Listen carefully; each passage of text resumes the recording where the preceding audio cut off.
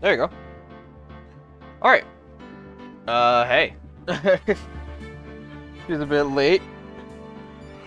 2 hours late for the most part.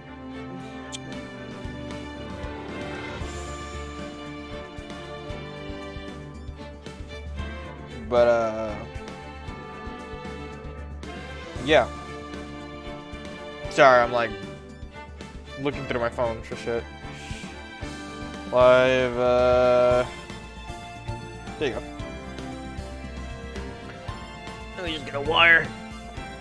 Don't know how long this stream is gonna be, but hopefully we can get through it for the most part. Alright, let's continue where we left off last week. Oh yeah, we started deal 6 with it, right? Yeah. Load the service. Cut straight to it. Summer 26th Detention Center, visitor's room. Maya. Alright, I have voice acting to do. Hey, Nick, it's you! I'm glad Mr. Iceberg made it through the day, okay? Made it through the day, okay? It's a relief! Hey. Why do you do that, anyway? I don't know.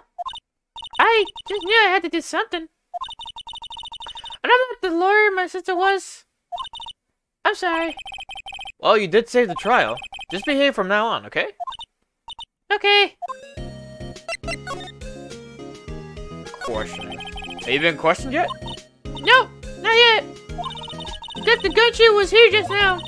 Just seeing as this is your first offense, we'll let you go after questioning. Oof. Oh, you wanted me to get bail money ready. You can pay for me, okay? Huh, how much?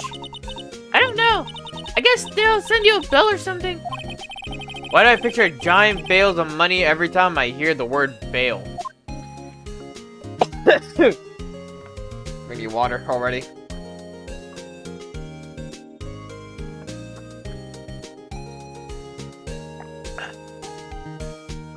Yeah.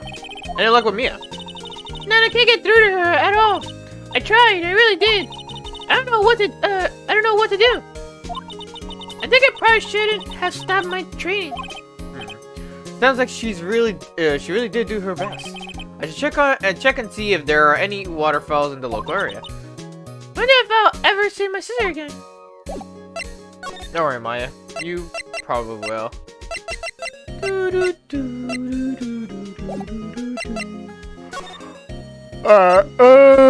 Push it.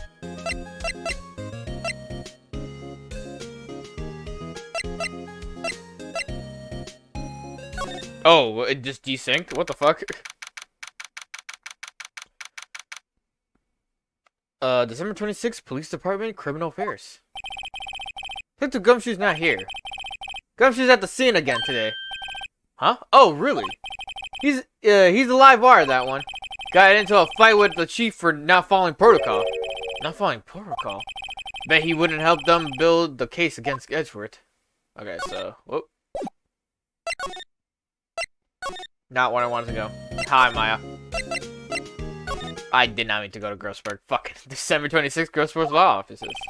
Apparently Mr. Grossberg is on vacation today. Well, I guess I can come back tomorrow if I need anything.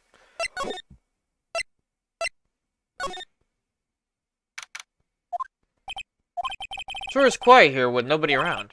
Right. I have to get Maya out of the detention cell soon. Go to the park. Thank you. December 26th, Ground Lake Park entrance. I fear that they were yesterday, but the cops are still around in the park. I know Detective Gumshoe is here today.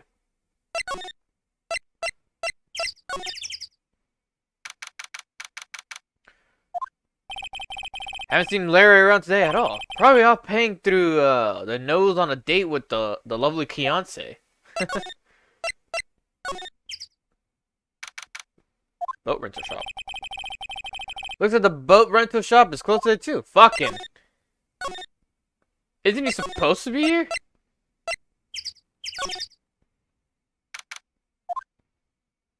Oh, hey, Gumshoe. Hey, Detective Gumshoe. Hey, pal.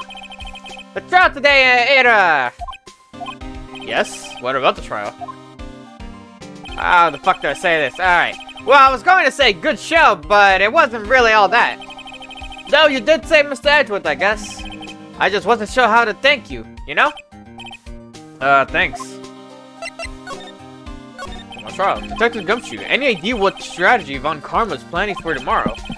It sounds like he's bringing in another witness. Another witness? Oh, right, he said something about that in the trial today. There were 2 witnesses. Blah. I was wondering who that other witness was. Who was it? Sorry, pal. As much as I like to, I'm not at liberty to divulge that information. Right. Alright, I wanted to ask you something about Edgeworth. What's up? Is he afraid of earthquakes? I never heard anything about that before. Mr. Edgeworth doesn't talk about himself too much, see? But there's one thing that's clear as day. Him hating crime the way he does. And him becoming a prosecutor. And him being scared of earthquakes. It all started with that incident. The DL6 incident. Yep, that's the one. 15 years ago, when he saw his father shot before his very eyes. He still fears the pain now. You can see it in his eyes. Maya Fey. Wanted to talk to you about Maya Fey. Huh? She's not out on bail yet. That's strange. I told them to let her go as soon as they had their report written up. Man, I don't know what would have happened in the courtroom today if it weren't for her. Seeing her getting dragged out by the bailiff. I'll be honest with you, pal, I shed a tear too. Mr. Edgeworth, he was so moved, I saw his lip trembling. Really? Cold as ice Edgeworth. He was really grateful for what she did, you know? I'm going to head back to the station. I'll get the report on Maya and get her out there as soon as I can. Thank you. Oh, wait. I was wondering, how much is bail going to be? Don't worry about that. Mr. Edgeworth is posting the whole amount. What? Edgeworth? And I tell you, he's grateful to her for what she did. Alright, pal. Well, don't forget to go pick her up, okay? Maybe I can get Edgeworth to pay this month's rent, too. So we can now... Here? No? Detention center? Hey! You found the key! I just finished the paperwork, I'm free to go! Very last, huh? Those interrogators were really mean! They were like, okay, what did you do this time? Like, I was some kind of criminal! Can you believe it? Well, they let you out in the end, didn't they? Oh, that reminds me. Thanks for bail! Thank Edgeworth. Huh? He posted bail for you. Said he was grateful for what you did. Mr. Edgeworth did that? I have to make it up to him. You got to win this case, Nick! What to do? What do you think we should do next? We're kind of lacking in clues department. You can go to the park and look for Grouty. I was kidding. If there are any clues out there, the park's as good as a bet as any. What do you say? Shall we head down there? Sure. Yes, to the park. Again. There aren't many cops around today, are there? You're probably back at the precinct, working up a case against Edgeworth. Hmm. Hey, y'all! Hey, it's... Hey, look! Y'all really did it today. What did we do now? No, I'm not complaining. See, I did a little thinking, a little self-reflection, you might say. I realized that being a witness is a mighty big responsibility. But I just went up there and started babbling any old thing that came to mind. Lana. Yeah, you see, I want to make it up to y'all. Make it up.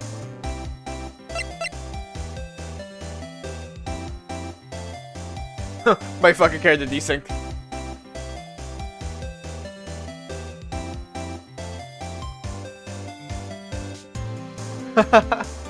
Bar, the song is a bop! Alright, today's trial. What do you think of today's trial? To be honest, I was doing it half just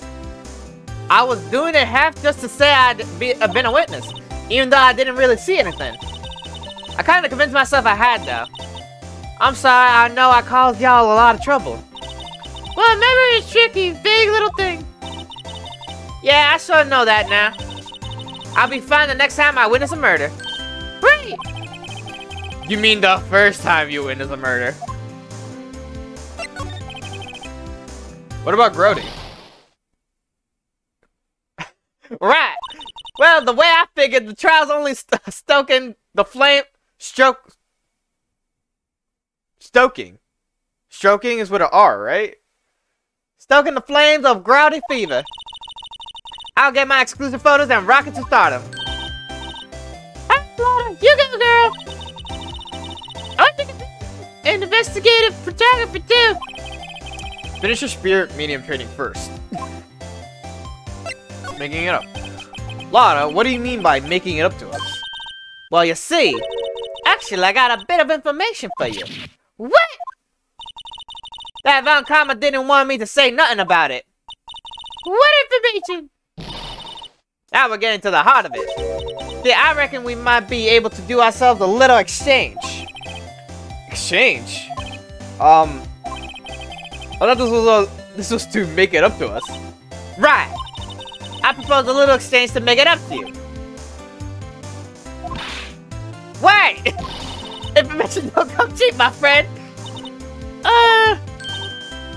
Hey, I see you thinking how sophisticated these other folks are. It's written all over your face.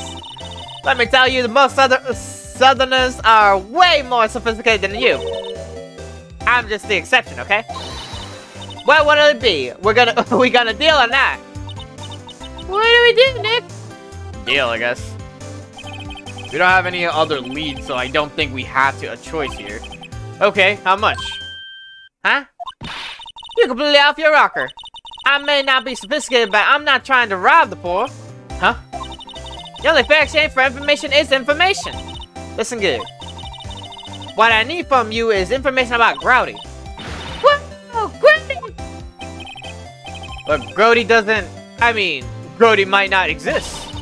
Then bring me proof that shows he don't. I'll be keeping watch from the car, okay? You see something? Y'all come to me first, got it? Okay. Right, see y'all later. Okay, Nick, let's get hunting. Hunting? You don't seriously mean. Grady, I sure do. What about Edgeworth? We're searching for Grady Farm, Nick. Don't you get it? Okay. And how exactly do we search for a make-believe monster? Maybe we could find a monster myth specialist.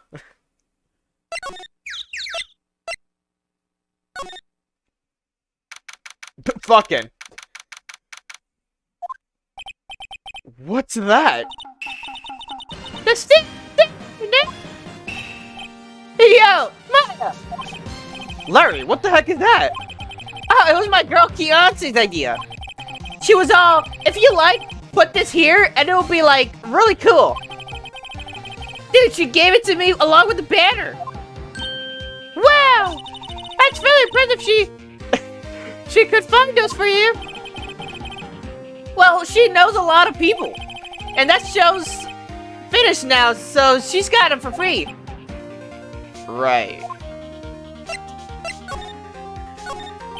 Yo, Nick, what happened with Angie? Well, we made it through the first day in court, alright. I don't know how good our prospects are from here on, though. Huh. Hey, did you know Mr. Edgewood's secret weakness? He's terrified of earthquakes. He acts like a little boy. Huh. That's weird. I don't think he was ever like that in school. No? Really? Well, we were only in the same class for a little bit. He transferred schools pretty quickly. Transferred? What does that mean? Right, when the 06 incident happened. It doesn't look like Larry knows about it, though. Larry knows about it, though. Hey, Larry. When did you get that big thing? Huh? Oh, the big hit? I had that for about a month, yeah. It's a big hit with the kids. Why wasn't it there yesterday? Huh. Oh, right. The compressor was busted. Compressor? Excuse me. Whoa. Okay.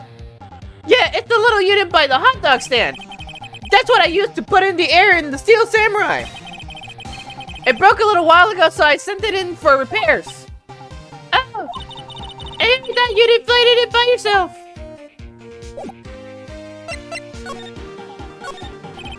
Doesn't that Steel Samurai look a little out of place? I mean, it's so huge. Guess it's good for advertising. Something about this Steel Samurai just doesn't work for me. Huh? Really? It looks pretty well made to me. Still no, I'm sorry, Nick. Really? Two kind of stars like killed him who don't fall for this kind of stuff. These Steel Samurai fans are obviously in a league of their own. What's this machine? That's the compressor. I used to fill up the air, that balloon there with air. Huh, neat. Just got it repaired yesterday. Man, what a drag that was. Alright, cool.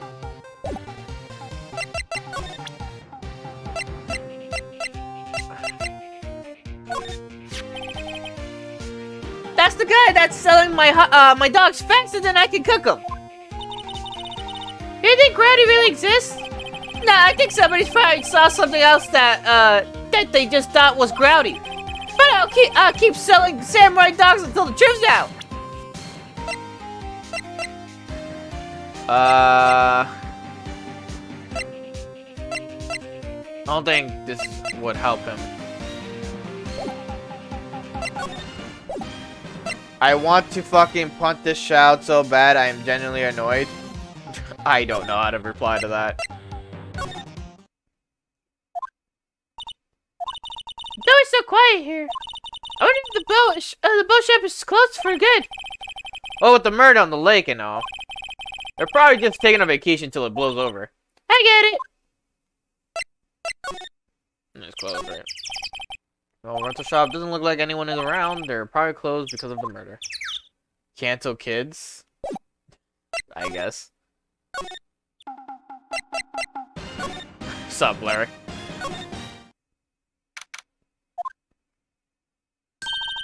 Hey, y'all. Well, y'all find anything out there about Growdy? No, nothing.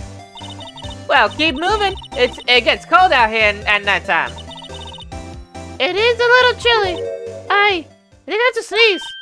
Whoa, no you don't. No sneezing.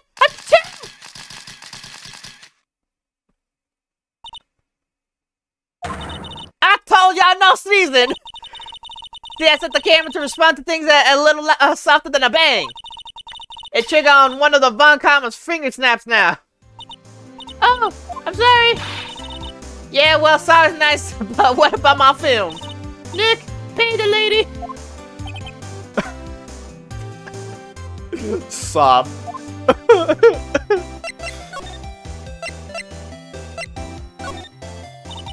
What are you going to do if Growdy doesn't exist? I'll quit being an investigative photographer. What?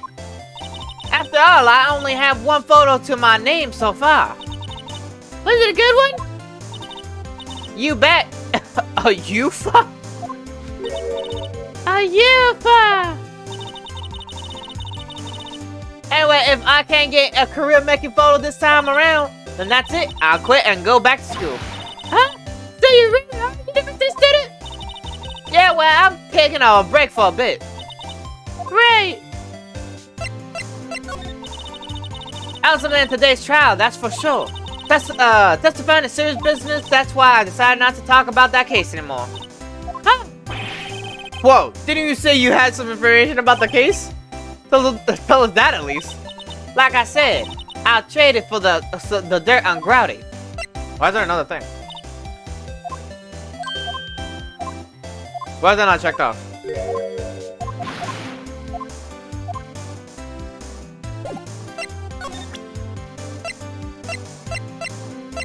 Do do do do do do.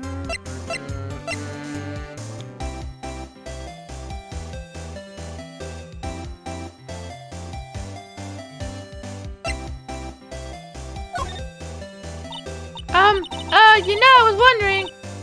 Yeah? What if you get a picture? What if you get a picture of Grouty, and it turns out like this enlargement did? Y'all crazy. A blurry picture like this doesn't make it a hit story. I need a picture that screams, "I am Grouty. Hear me roar." I can't turn something like this into the paper. What kind of fool do y'all think I am? The kind of fool that would turn a blurry picture in as evidence in a murder trial. Not to mention claiming she saw something she didn't see.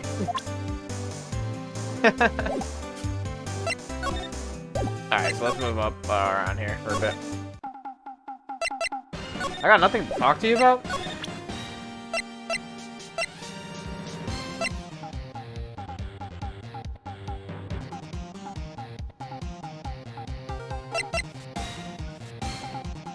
Or 25th.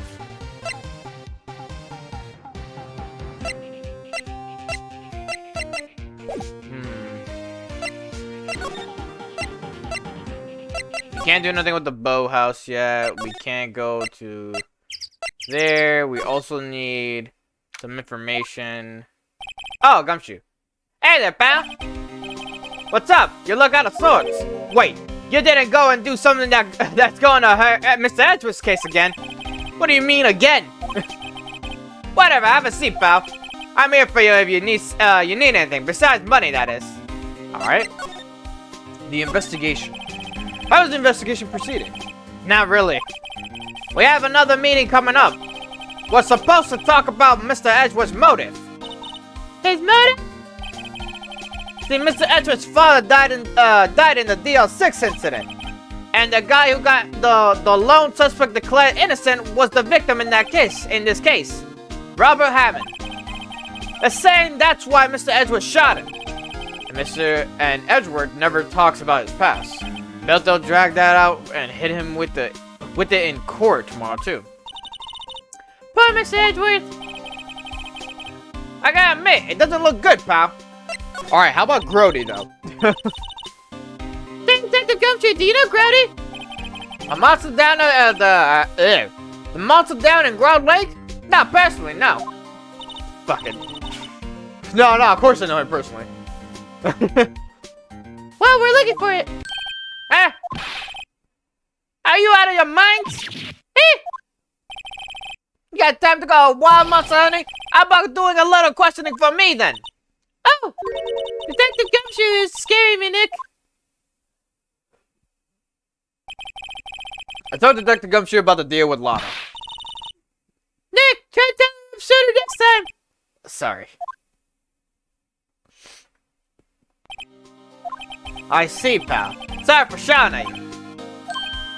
Okay. And I, Detective Gumshoe, will aid your search for Grouty. Huh? I'll loan you one of our newest secret weapons for finding evidence. You can take whichever one you like. Okay, give us the goods. Hold on now, everything is in due time. First, let me show them to you. These are our best and brightest. Introduce secret weapon number 1, Missile. Missile? He's a K9 police dog, still in training. Missile. Here, boy. Hell yeah. There he is. Hey, he's cute. Look, Nick, cute dog. A cute dog. And this will help us how? Next secret weapon number 2, A fishing pole. Yeah, this is my own personal pole. Detective Gumshoe. We're looking for a monster. Yeah. How are we supposed to catch a whole sea monster with a fishing pole? Never know till you try, pal. Okay, the next one is the last one. No, please, I'm already overwhelmed by our choices. Trigger weapon number 3, a metal detector. Here. Detective Gumshoe. We're looking for something alive. Right. How are we supposed to find it with the metal detector? Have you... Hey, you never know. It might have been eating soda cans. Well, which will it be? I can't make up my mind, Nick. They all seem so perfect. I can make up... I can't make up my mind either, for the totally opposite reason. I think... Oh.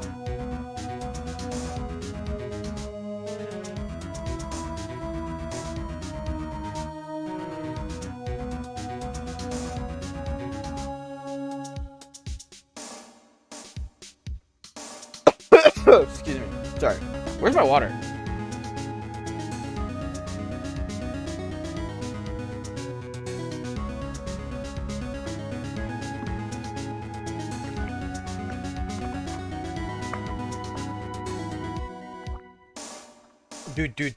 Doom.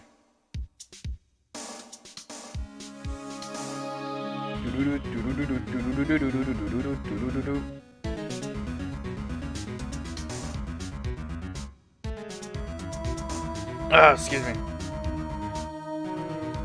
Okay.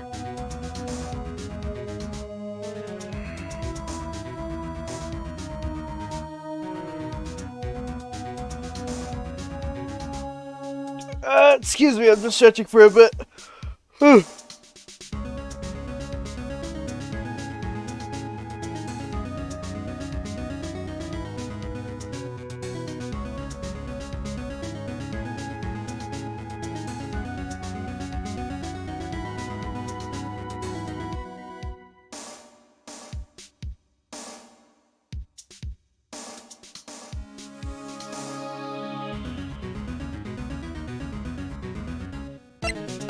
Alright, let's go with the metal detector. Can I borrow the metal detector? Sure thing, pal. I'm not sure what we're going to find with this. Remember, you're hunting for a monster. Anything is possible. Anything. Alright. Excuse me.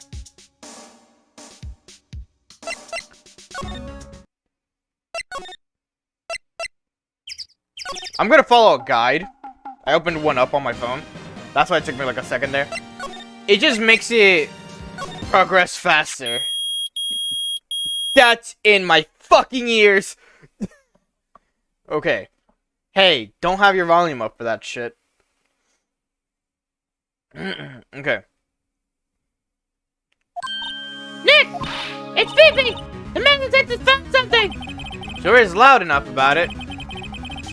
Whatever it is, it must be in those bushes. Go check it out, Maya. What? Check it out.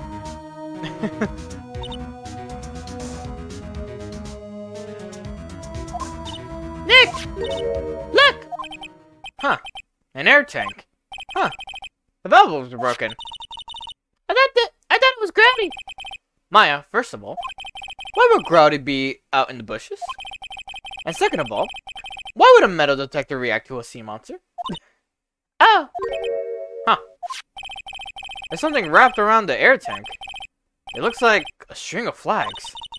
Well, we might as well take it with us now that we found it. It's heavy. Air tank of dubious value retrieved. Alright. Then, after finding the air tank, move back to the Ground Lake Public Beach. This is a beach? I mean, I guess. Present the air tank. Ah, my eye!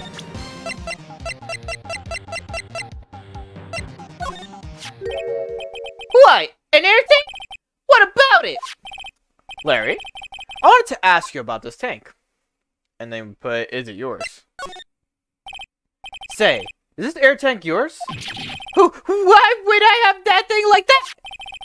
Look, see how there's a string of flags around the tank valve? It's just like the string of flags around your steel samurai there. Must be a coincidence. There are strings of flags everywhere these days, like elementary schools and used car dealerships. Look, why would I need a tank anyway? To inflate something. You used this to inflate that, didn't you? Inflate what? What else?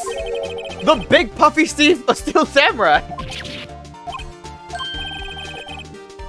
Now, why would you go asking me a question like that? That hit the nail on the head. Right. Actually, see, the compressor I always use was on the fritz, so I tried using the tank to inflate it just once, and it didn't go so well. As I suspected. Used it to inflate the samurai, but it didn't go well. Ask more about the tank. Why is that not in bold?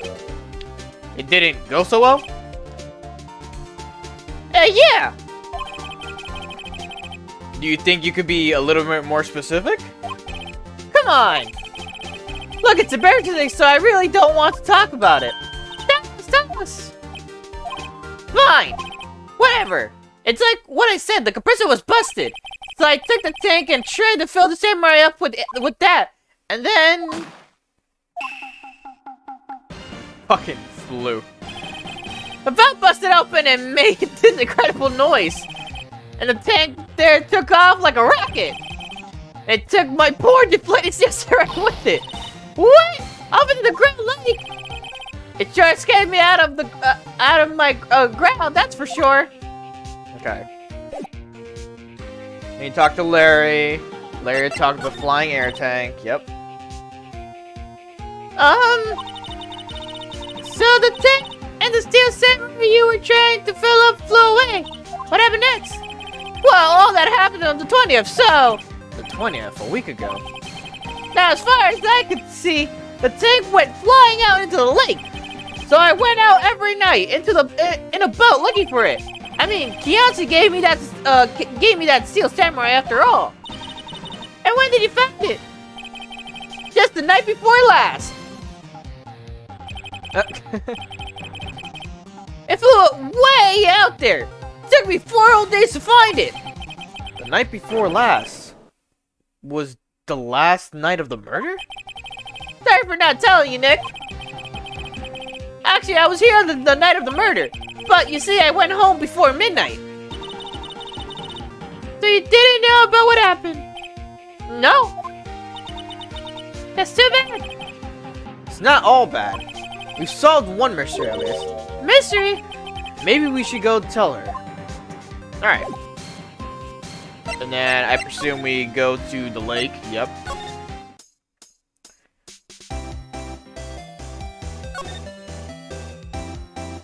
You will always see me bop my head to this. Alright. We talk about Grody. Well, Mr. Lawyer. Whoa. Well, Mr. Lawyer, I got the info y'all need. Y'all got the scoop on the Growdy for me yet? Tell her you found Growdy, the air tank. We found him. Huh? Growdy? Oh, we found him out already. What? I haven't seen any monsters yet. Y'all for real? Growdy really exists? Wait, I need proof. You got a photo? I have proof. And present the air tank to Lada. Where's our proof? Not fair, Nick. It was when I went to the bathroom, wasn't it? That's when you made contact with Growdy. Enough tapping already. Sorry. Just when she went to the bathroom, he's like, oh yeah, I found Growdy. Enough tapping already. Let's see your proof. Take that! Take that!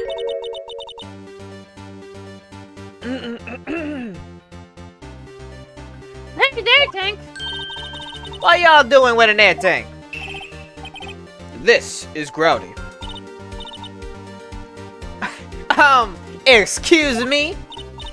What exactly are you saying, Nick? Let's stand near here. A hot dog stand. There's a giant inflatable samurai doll there. About a week ago, an idiot, who happens to be a friend of mine, tried to fill it. He used the air tank, and when the valve blew, the tank flew into the lake. Apparently, it made a pretty loud bang when it flew. A bang. The tank, along with the still deflated samurai, fell into the lake. At the same time, yep, a couple was taking a photograph of the lake. This photo. Wait, so you're saying that gravity is really still. Well, that's a fine way to ruin a gal's dream. I'm sorry, Lotta. Nah, it's okay. You win. I'll give you your info like I promised. Poor Lotta. Case information. So tell us the information you have. A promise, I guess. I overheard the cops around here saying something about the witness tomorrow. They said he's the caretaker of the boat rental place up the path here. Boat rental. There's someone there. I mean, it looks so deserted. That's an old guy living all by himself. Y'all should go check it out. Thanks, Lotta. We will. Let's get cracking, Nick. Hold on. Something else? Yeah. The night of the murder. My camera clicked twice, you know? Wait, so you have another photo? well... Yeah, but there's nothing in it at all. Just the lake. I figured it wouldn't be much of use as evidence, so I kept it to myself. Well, it might not be helpful at all, but here, take it. Second lake photo added to the court record. Bye now. Take it. Y'all take care. Time for me to pack up and leave. Poor Lotta. It's all Larry's fault. The legend still lives on, I guess. Legend? Yeah, the legend of Larry, familiar to all who know him for any length of time. When something smells, it's usually the butts. Someone should whip that butts into shape. Okay, so she gave us a fucking photo, right? No, I can't check it. She revealed that she heard some cops talking. He still lives there, so check out. Oh, so we go to the boat rental shop. The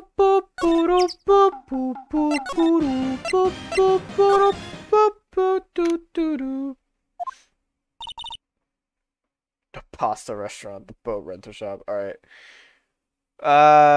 Here you'll meet the caretaker of the boat rental shop, who apparently mistakes you for you and Maya for his relatives wanting to run his pasta. Okay. Hey Nick, this is the boat shop that Lotta was talking about. You're right. Doesn't seem to be anyone around at all. Well, let's go check it out. Anyway. Sorry, it disappeared suddenly. Oh, it's cool. Don't worry about it. I decided to follow a guide to make this a little bit easier to just know where I'm going. I think I will again, though. It's okay.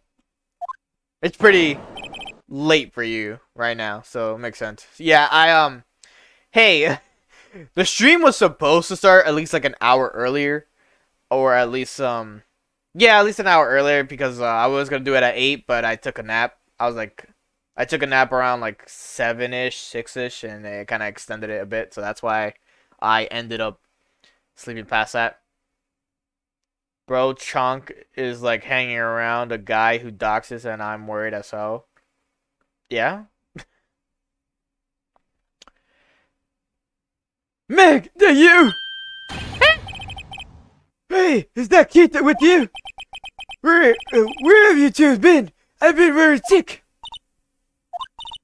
Nick, you handle this. I think I'll leave this one up to you, Maya. Meg! Yes! Friend or not, he creeps me out. She told me that she's trying to dox a guy we hated so much. I just had to explain how fucked up that was.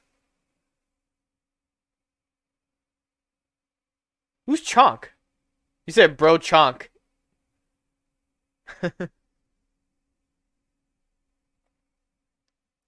Finally made up your mind, have you? My mind? You run the pasta shop when I'm gone. pasta. Glad to hear it. Glad to hear it. You make your old man proud. When you kids left the house, I didn't know what to think.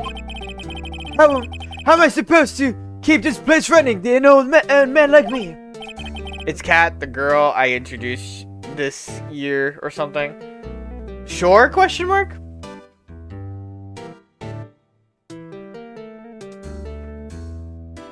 Polly, the kids are home. Hello, hello.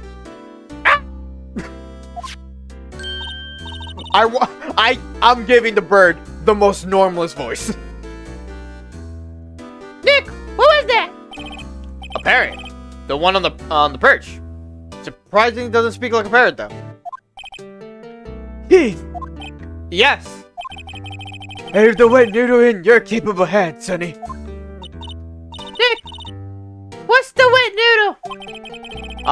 Based on the available evidence, I'd say it's the name of his pasta shop. That's a relief, isn't it, Polly? Hello. Hello. Squawk! Yep.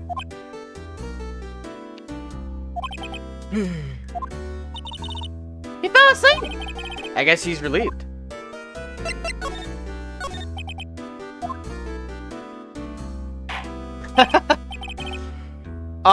A pasta shop.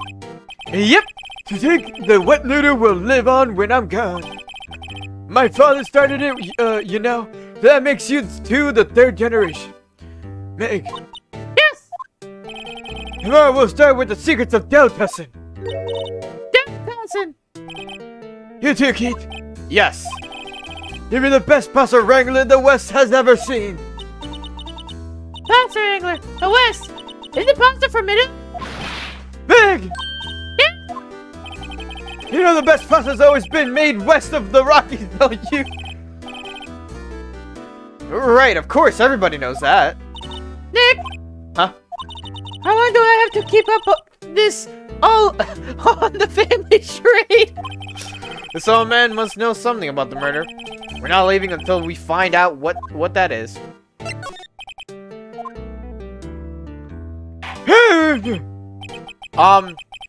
This is a boat rental shop, right? What are you talking about?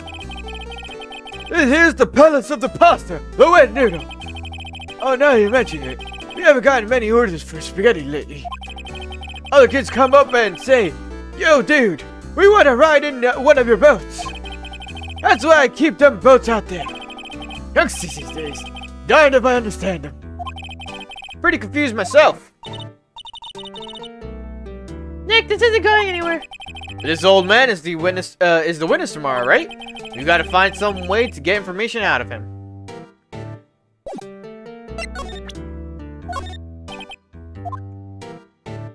Hey, what's that?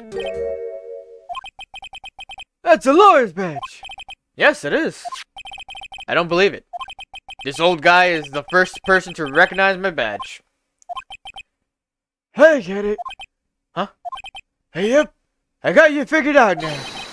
You're not Keith. Nick, just to clean things up. Sir? No, I'm not Keith. Not either. We're investigating a murder that took place on this lake the other night. Please help us. A lawyer, huh? Please, mister. Alright, I'll help. But on one condition. What's that? When this case is over and done, you'll run the wet noodle. Do I promise? The caretaker will tell you anything if you promise to what noodles shop. Okay. Promise to run the noodle. Okay, we promise. Nick, are you sure about this? Anything could get this case solved. Also, who wouldn't want to eat Phoenix noodles? I guess so. That's my boy. Good for you, Keith. Oh wait, didn't I just say? You too, Meg. Yes. You bring a tear to your old man's eye, you know. Ah, what was it that you wanted to know? Big up, Polly. Hello, hello. Now he's talking to the bird again. How do we get him to talk to us? Present the lake photo. Okay.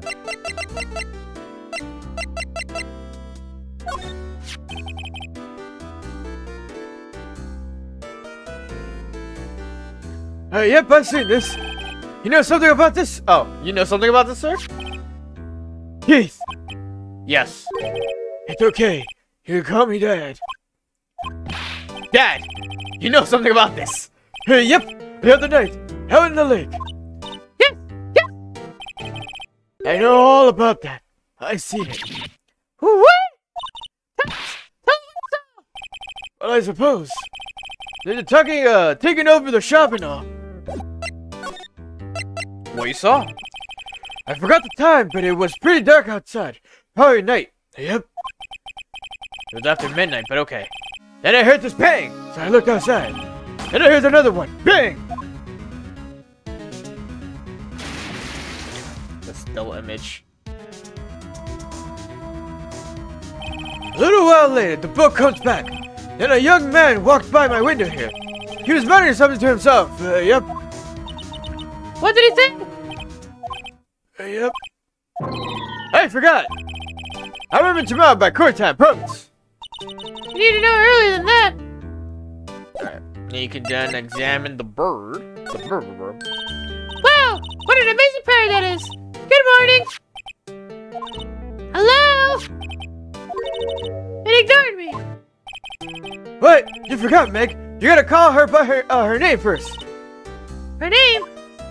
Polly, how you been? Hello. Oh wait. Hello. Hello. Ah! Hey. Neat. So the penguin is Polly. Parrot added to the court record. Too bad she could say us hello. Ha ha ha. Oh, Polly can say lots of things. You just need to know the secret words. The secret words. Alright. Polly. My memory's gotten worse of late. That's why I just tell everything important to old Polly here. Everything important. I wonder. Polly, what's the number of the to the safe? 1, 2, 2, 8. Ah! Hey, Polly, what's it? Will you? Stating all it takes is a little clever thinking. And a criminal mind. Quick, Nick, write the number down. Hey, don't get me involved in your secret heist schemes. You know what?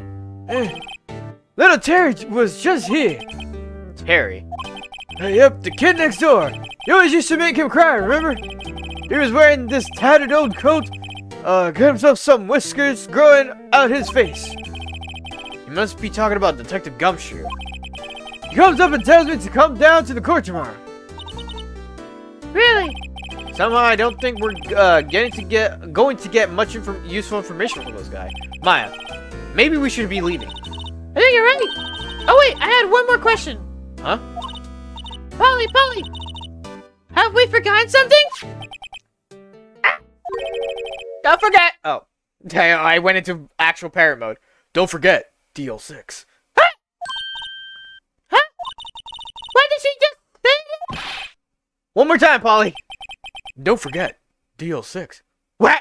I'm doing the randomest squawk in a sense. What? The DL6 incident? Hey, mister. I mean, Dad.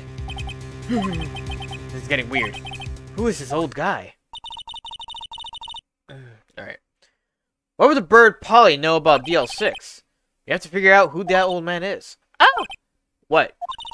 he locked the door from the other side. Who could that old man be?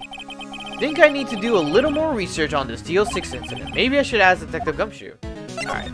So this is kind of an easy lead. You just go straight to Detective. Do do do do do do do do do.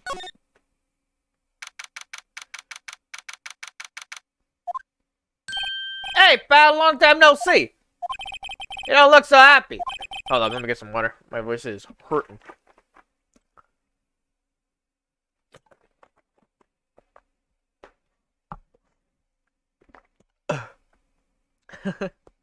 What's wrong this time? Actually, we wanted to ask you something. Yeah? The boat caretaker. You know a boat rental shop down at Grout Lake? Ah, yeah! The old man who runs it is appearing as a witness in court tomorrow, right? Huh. How do you, That was supposed to be a top secret. You know who that old man is, Detective? Actually, I don't. He's a bit of an odd bird. I haven't been able to get a straight answer out of him. I said at first that he wasn't persuasive enough to stand and testify to the witness. That's why we called Miss Lotta Hart yesterday. As for who he is, we have absolutely no idea. Sounds suspicious.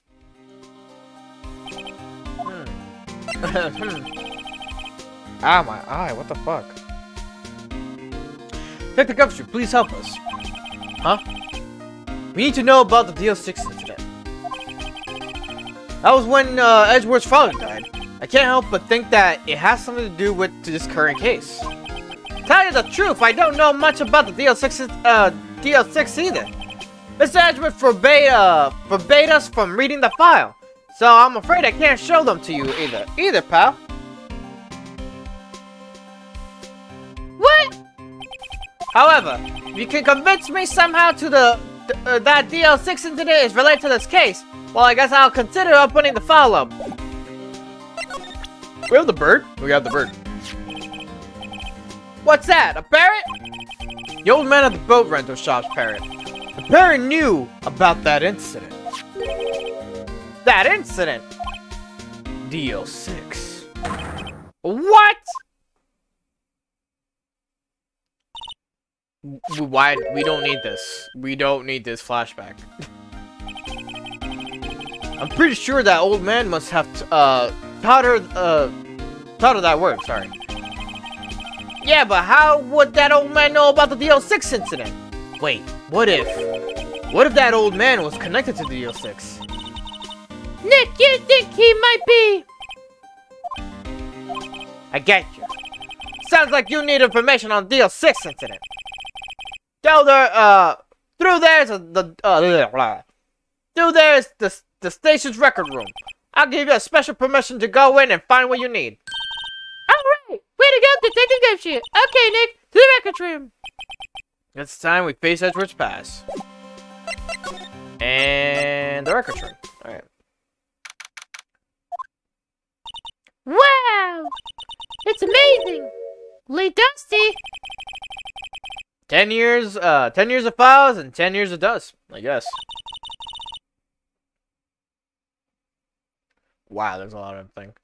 Let's find the DL6 stuff quick. 15 years ago, both me and Edgeworth were 9 years old.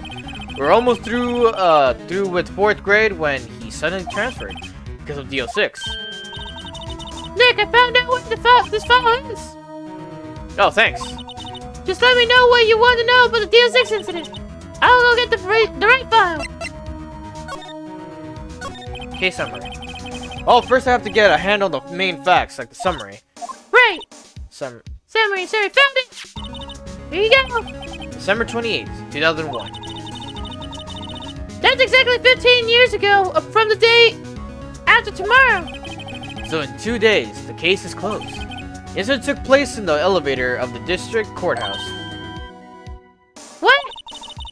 Is this the same district courthouse where we're holding the trial now? Looks like it. There was a large earthquake at 2 p.m. on that day. Part of the core building collapsed and all of the lights went out.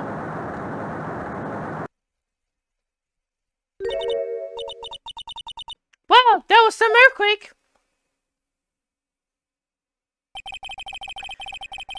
At the time, 3 people were trapped in the elevator. It took 5 hours for them to be rescued. 5 hours? That would be scary like that in the dark. Oh, that would be scary like that in the dark. There was a lack of oxygen in the elevator, and the survivors were unconscious.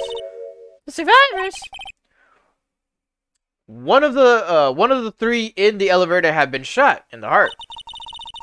That was Mr. Edgeworth's father, wasn't it? Oh, that was Mr. Edgeworth's father, wasn't it? I gotta fucking read the names. He said that his father was shot before his very eyes, so Miles Edgeworth was one of the other passengers in the elevator. Do you have data on the victim, Edgeworth's father? Yeah, hold on. Victim. Victim. Here, found it. Gregory Edgeworth, 35, defense attorney. If he were still alive, he'd be 50. Yeah, lost that day's case in court and got in the elevator with his son, Miles. Miles? Like, Miles Davis Brown? The Sonic character? Miles Edgeworth, of course. He was in the elevator with his father. Let's just show this fucking dead corpse again. From the angle of the bullet and other evidence, it could not have been a suicide. The murder weapon, a pistol, was found in the elevator. The pistol had been fired 2 times. Where have I heard that before? Huh? Sounds just like the current case. What's going on here? Got any data on the suspect in there? That would be the guy that my mom got arrested. Hold on, this is it.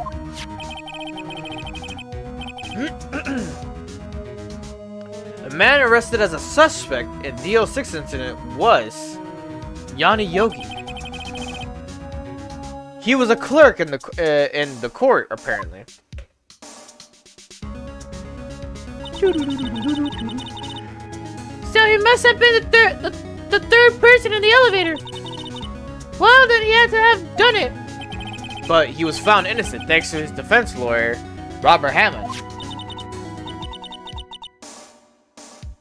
Hammond, the victim is in our case. Right. The suspect, Mr. Yogi, was oxygen deprived so much so he had brain damage. He lost all memory of being in the elevator. After he was declared innocent, he disappeared. Where could Yogi have gone to, I wonder? He may be closer than we think. I guess I know generally what happened in the DL6 incident now. I still don't know what sort of impact the whole thing had on Edgeworth. Nick! Are we going to take the whole file? There's so much! We'll never get it out!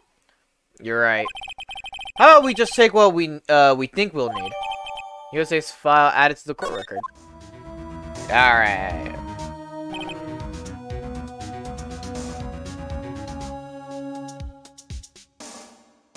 Alright, right. Probably all we'll be able to find here. Now all that's left is the trial tomorrow. I wonder how Dad will do testifying in our court.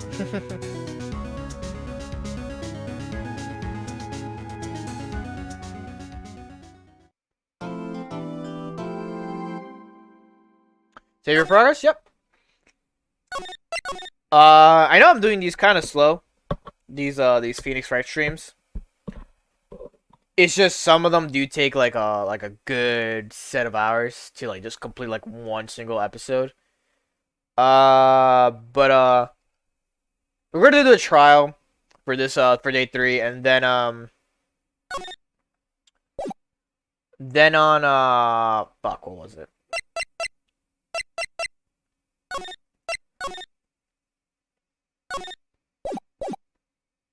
Then I'm gonna call it a stream, and then next week we'll finish this one, maybe? I'm not sure. The more I think about it. December 27th, 10 a.m. District Court, courtroom number 3. The fucking Karma and the judge. Court is now in session for the trial of Miles Edgeworth. The defense is ready, Your Honor. Very well. Apparently the prosecution is also ready. Who is the judge? Who is the judge here anyway? Mr. Von Karma, your opening statement. Very well, no opening statement, so... Not so fast, Judge. I was taking a meaningful pause before speaking. Why? Right, of course. A prediction. Today's trial will end 3 minutes from now. Order, order! Mr. Von Karma, what is the meaning of your statement just now? Bah, must you question everything? I will be over in 3 minutes. It will be over in 3 minutes. We have no time to waste. I'll call my witness now. Great. I call my witness, my decisive witness to the stand. Some serious bow shop on her. Witness, state your profession.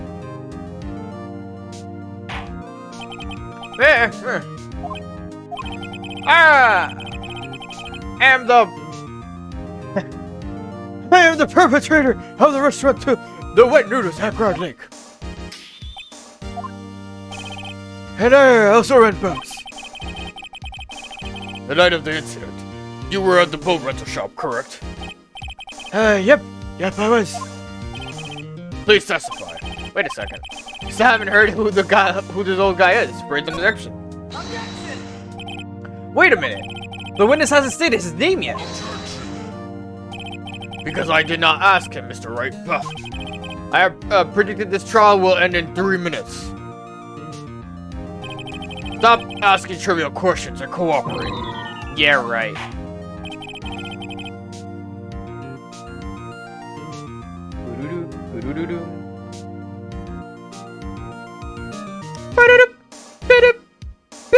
Alright.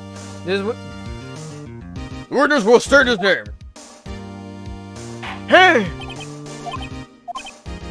Well, I'm not really sure, yep. What do you mean? My memory.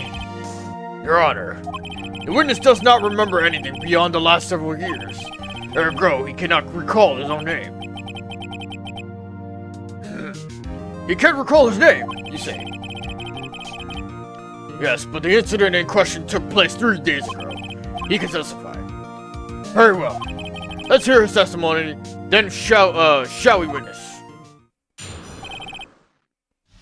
The night of the murder. It was the night of the 24th, just after midnight, yep. I was in the restaurant, where I rent boats, as usual. And I heard a bang, yep. When I looked out the window, I saw a boat just floating on the lake. And I heard another bang. It was about then the boat comes back to shore and a man walks by my window.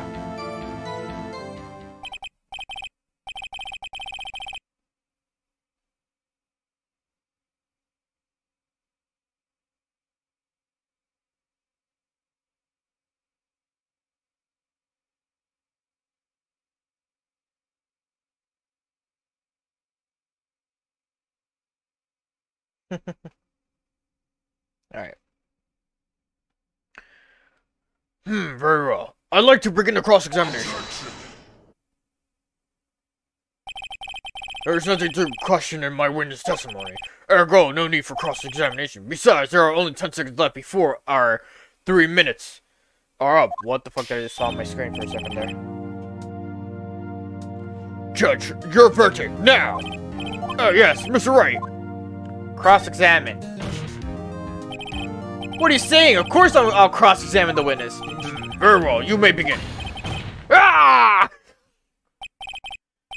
Excuse me, Mr. Ragama. 3 minutes has passed! I see.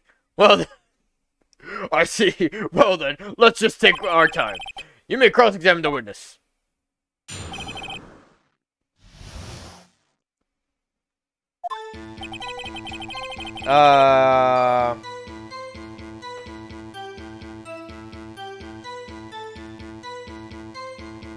Two, 3, 4, 5, 6.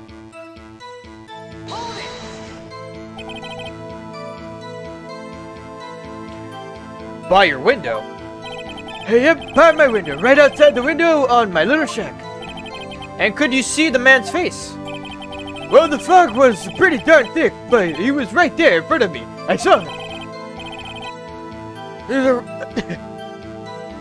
This is a rather important detail. Please add it to your testimony. I have a bad feeling about this. The friend he was saying, I can't believe he's dead. Forget what he said yesterday. Didn't the caretaker forget what he said yesterday? Press him. Are you sure? Dad!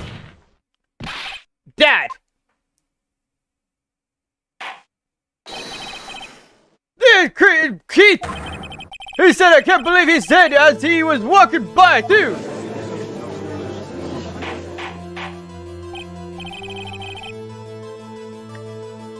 witness, are you sure that the person you saw was Miles Edgeworth? It was him! And Edgeworth's boy!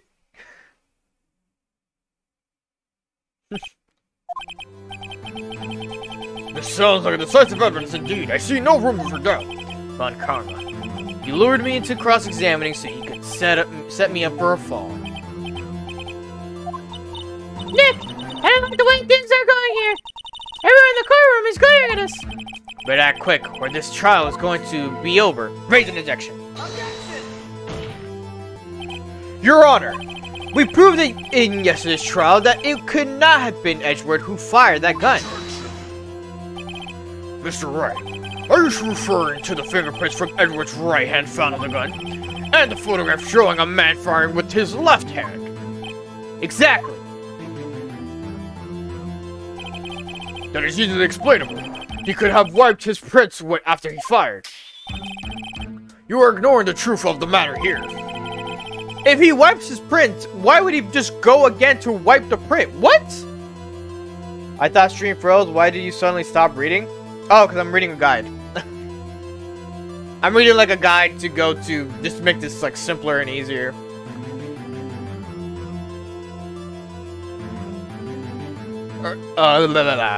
Everything in this witness testimony is true. The judge is lost in thought. What should I do? Raise an objection again. Your Honor, this witness claims that Edgeworth said, "I can't believe he's dead," but his word is all we have. If he were telling a lie... Mr. Wright. In the court of law, the evidence tells all. Apparently you have yet to realize even this basic fact. You say his testimony is a lie. Show us proof. Nick, do we have evidence? No good. There's nothing I can do. Are you sure? To be honest, I don't know what to do anymore. Please. Can you hear me, sis? Please. We need your help. Nick needs you. 3 minutes was perhaps too high an expectation. However, 15 minutes isn't bad. This must be a new record. Enough. The witness may leave the stand.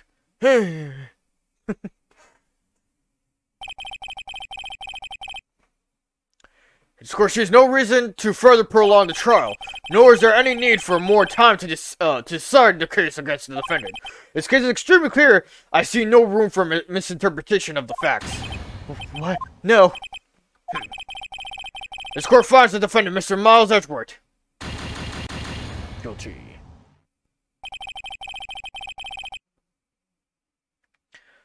The accused will surrender the court immediately, to be held pending trial at the higher court within a month from today's date. That is all. This court is adjourned.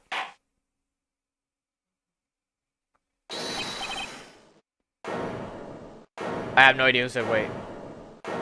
Was it Maya? Me! Me? What? Oh, Larry! Larry? What are you doing here? Listen! You gotta listen to me! I was there at the park at the night of the murder. I wasn't sure about it until just yesterday. But today I remembered it. Remembered what? The gunshot! I heard it too! Larry to the rescue. Order! What is the meaning of this?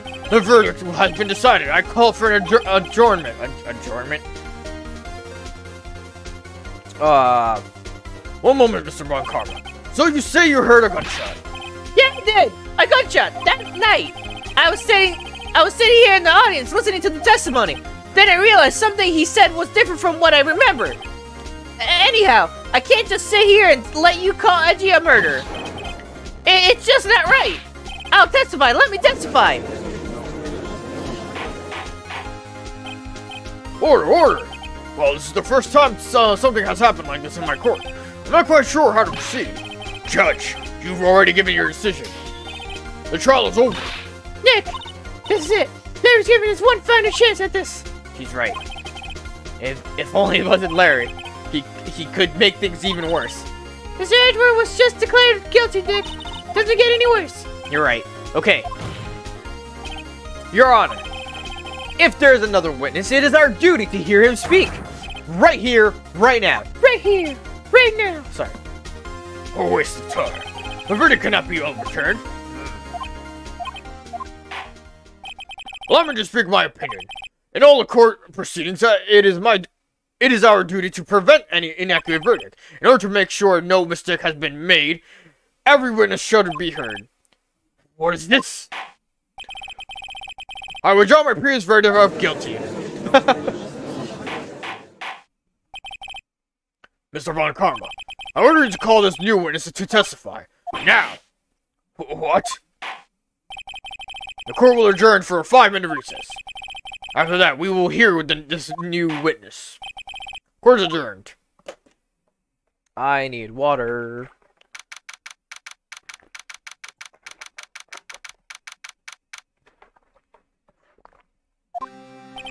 Woo! That was too close. Better to keep you on the edge of your seat like that, Edgeworth. I've seen worse. Yeah, right, Edgeworth. You're sweating bullets. I just wonder what Larry plans to say in there. Larry was at the lake that night. Yes. He said he went looking for the steel samurai balloon that flew into the lake. Oh, and he found the balloon and the air tank that night. Yeah. Hey, Edgeworth. Huh? You say something, right? Yeah, a lot of things. You seem out of it. What's wrong? It's nothing. Mr. Edgeworth, there's something for me to ask you. What's that? Why are your fingerprints on the murder weapon? Oh. I don't know. I picked up the gun for no reason. When he fell into the lake, I went into a daze. I couldn't understand what had happened. Couldn't think straight. I saw the pistol lying on the floor of the boat in front of me. I picked it up without thinking. I didn't have a reason, really. I see. Right. Yeah. This might be our chance. Our chance?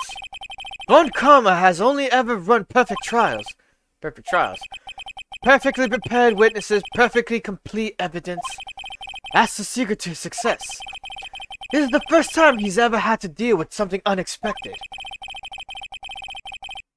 He has to let someone he hasn't even talked to testify before the court. And that someone is Larry.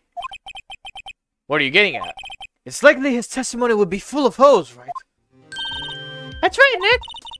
No 10-minute trial this time. We'll milk this one for all it's worth. Hey, it was 15 minutes. 15! Everything's on Larry now. Are you back? Yep.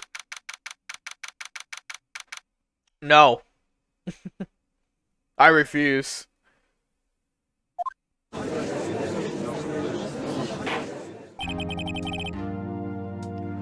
Court is now back in session. Witness, please testify to the court about everything that you saw on the night of December 24th. Right, leave it to me. Please, Larry, don't mess this one up. I hate to admit it, but you're our last chance.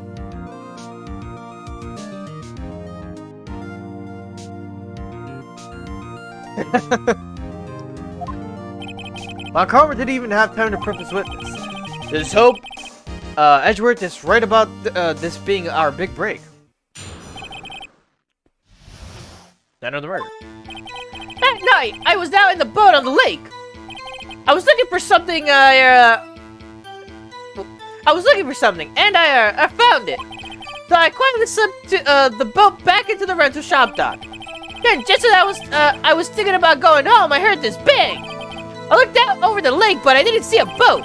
Then after I heard that single gunshot, I went home. That was an unusually vague testimony, even for this court. In any case, Mr. Wright, you may begin your cross-examination. Yes, Your Honor. What's wrong, Nick? It's Larry. I have no idea what he's going to say if I press him. I'm a little scared. Well, we've come this far. There's no way to go back, but forward, Nick. Night of the murder. The sixth statement. Present Lotta's disposition against Larry's sixth statement. 2, 3, 4, 5, 6. Okay. Then we present Lotta's disposition, which is rare. Wait a sec, Larry. What? It's because he mentioned one shot, right? You only heard one bang. You sure? That's what I said. But Miss Lotta Hart testified yesterday that she heard 2 bangs. The old man just now said the same thing. They both heard 2 gunshots that night. Huh? Were you even listening? were you paying attention at all to what they said? Yo, Nick, please. Huh? You know something's been bothering me. I'm a witness, see? I'm like a customer here. So you gotta treat me like nice and stuff, okay? Mr. Butts, What? you only heard 1 gunshot, are you sure? Well, to tell you the truth, I'm not sure. Not sure? How can you not be sure? Yeah, well, I, might have missed the other gunshot. I was listening to something else. Something else? My radio, dude, with my headphones. What?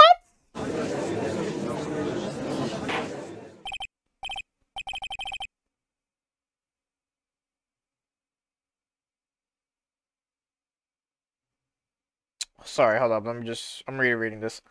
Letterman said he missed the second gunshot because he was listening to the radio on his headphones. Choose either statement, choosing. Okay. Order, and stop the booing! Mr. Butts, you were listening to the radio with your headphones. Excuse me. Yeah, so what? Is that a crime? I listen to my radio. Everybody listens to the radio. What's the big deal? Mr. Von Karmer, your opinion. Waste of time. I do not accept this witness nor his shoddy testimony. Well, Mr. Wright, should he continue to testify? Causes Phoenix asked the judge to continue the cross-examination. Continue to cross-examine when you get the choice. Larry is allowed to give another testimony. All right, we'll continue.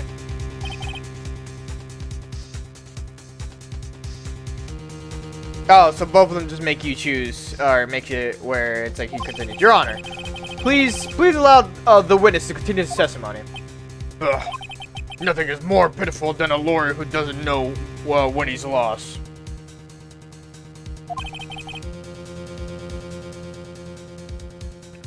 Very well, Mr. Butts. Please give your testimony and be sure to include details like your radio. Right, leave it to me. I wouldn't if there were any other way out of this, believe me.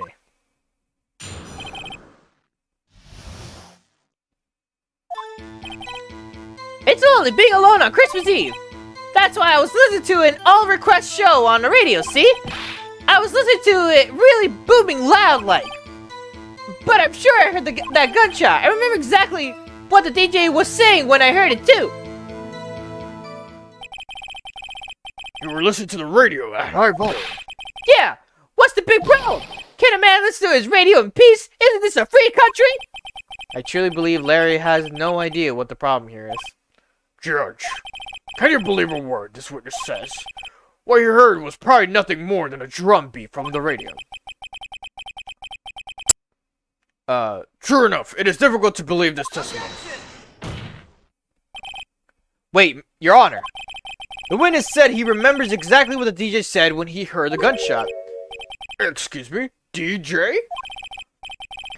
An announcer, the guy who says things on the radio. Anyway, what this means is, when he heard that the sound, no music was playing. The DJ only talks between songs, so he could have heard the gunshot from the lake. I'd like to cross-examine the witness, Your Honor. Very well, Mr. Wright. Can't believe I'm continuing this charade. Press layer on this fifth statement. 1, 2, 3, 4, 5. Alright. What did she say? Mr. Wright, please cease this pointless questions. What possible good could knowing what a radio DJ said do us? Indeed, Mr. Von Karmer has a point. I'll allow the question only if you see some reason why we should care. Fuck me.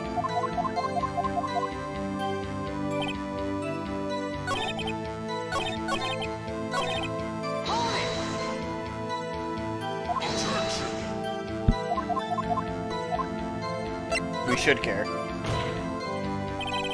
We should care, Your Honor. Of course we should. Why? Well, how do you know if we don't ask? Fine, very well. Mr. Butts, please testify to the court. What was the radio announcer saying when you heard the gunshot? Just when she said, "Hey, it's almost Christmas. I heard the gunshot." And then present the lake photo or Lotta's disposition. Okay, so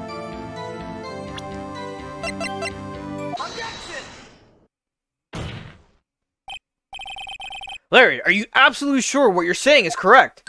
Huh? What's with the face? You look scary, dude. Hey, if you're trying to scare me, you better know I don't scare that easy. There's something the matter, Mr. Wright. Your Honor, did you hear what the witness just said? The DJ said, "Hey, it's almost Christmas," when he heard the gunshot. Indeed, and Almost Christmas means it wasn't Christmas. Do you realize what this means? Almost Christmas means it wasn't Christmas. Shut the fuck up. When he heard the gunshot, it was still Christmas Eve. that would seem to be the case, yes. But he should have heard the gunshot after midnight. This photograph is irrefutable proof of this fact. Let's see what the time was on the photo taken when the gun triggered Miss Hart's camera. 12:25. 15 minutes after midnight on Christmas Day. This is a clear contradiction, Your Honor.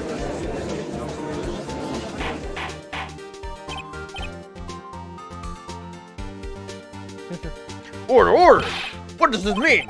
The two prior witnesses heard gunshots after midnight. However, this witness says he heard a gunshot before.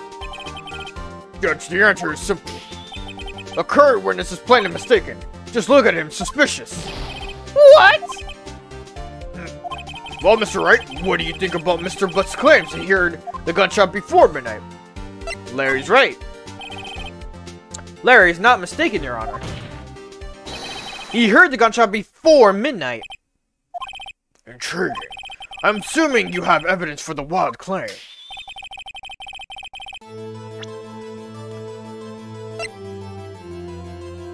I thought that was the second photo for a second. Oh, here it is. I was like, where the fuck is it? Look at this photograph. This was taken from our witness yesterday, Miss Lotta Hart, with her automatic camera. The timestamp on the photo reads December 24th, 11:50 p.m. Oh. But there's nothing on the lake in this picture, Your Honor. The real issue here is not why nothing is shown in this photograph. It is why this photograph exists at all. What do you mean? Your Honor, this photograph was taken by an automatic camera. That camera was set to go off in response of two loud noises. Aha! Correct. There was a loud noise on the lake at 11:50 p.m. That is why this photograph was taken. In other words, when Larry heard that gunshot, it was most definitely still Christmas Eve. Indeed, it would seem that is the case. Then where does this leave us? Miss Hart testified that she heard the gunshots after midnight. Are you claiming that she was mistaken? Not at all, Your Honor. It is a fact that the camera also triggered at 15 minutes after midnight. Your Honor, that night there were two sets of gunshots with a 25-minute pause between them. Why would this be? Don't be fooled, Judge. That camera was set to respond to loud noises. Yes? There's no proof that the loud noise at 11:50 was a gunshot. Wires the witness could have sneezed triggered this camera. Hey, my nose was clear that night, man. Clear. Well, Mr. Wright, there's no turning back now. Can you prove that the loud noise at 11:50 p.m. was indeed a gunshot? Please show the court the evidence, if you have any. Listen. This is my evidence. The murder weapon? Something about this pistol was bothering me, Your Honor. Both of the witnesses who testified yesterday heard two gunshots. However, the murder weapon was fired 3 times. When then was the last shot fired? Only now have I realized the truth. That third shot was the shot Larry heard just before midnight.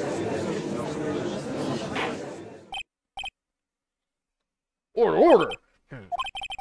That would make sense of the evidence we've seen so far. However, this leaves me wondering exactly what did happen the night of the lake. Exactly. If this is true, there were 2 sets of gunshots separated by 25 minutes. One at 11:50, another at 15 minutes after midnight. Why, I ask you, why? Oh, I better think of something quick. Wait a second. Gunshots separated by 25 minutes. Ah! What's wrong, Nick? I heard it. I have it. Huh? Remember the case with the Steel Samurai? Oh, yeah, of course I remember. The murderer in this case had the same idea as the murderer in that case. What do you mean? Maya, Yes? if we don't figure this out now, we'll never overturn Edgeworth's guilty verdict. I've got a hunch and I'm gonna run with it. Right. I mean, is this safe? Safe. We've already gotten a guilty verdict. We have nothing to lose. You just watch and let me know if I say anything that sounds fishy, okay? Right, Nick. Your Honor. Yes, Mr. Wright. The testimony just now has cleared up the entire case.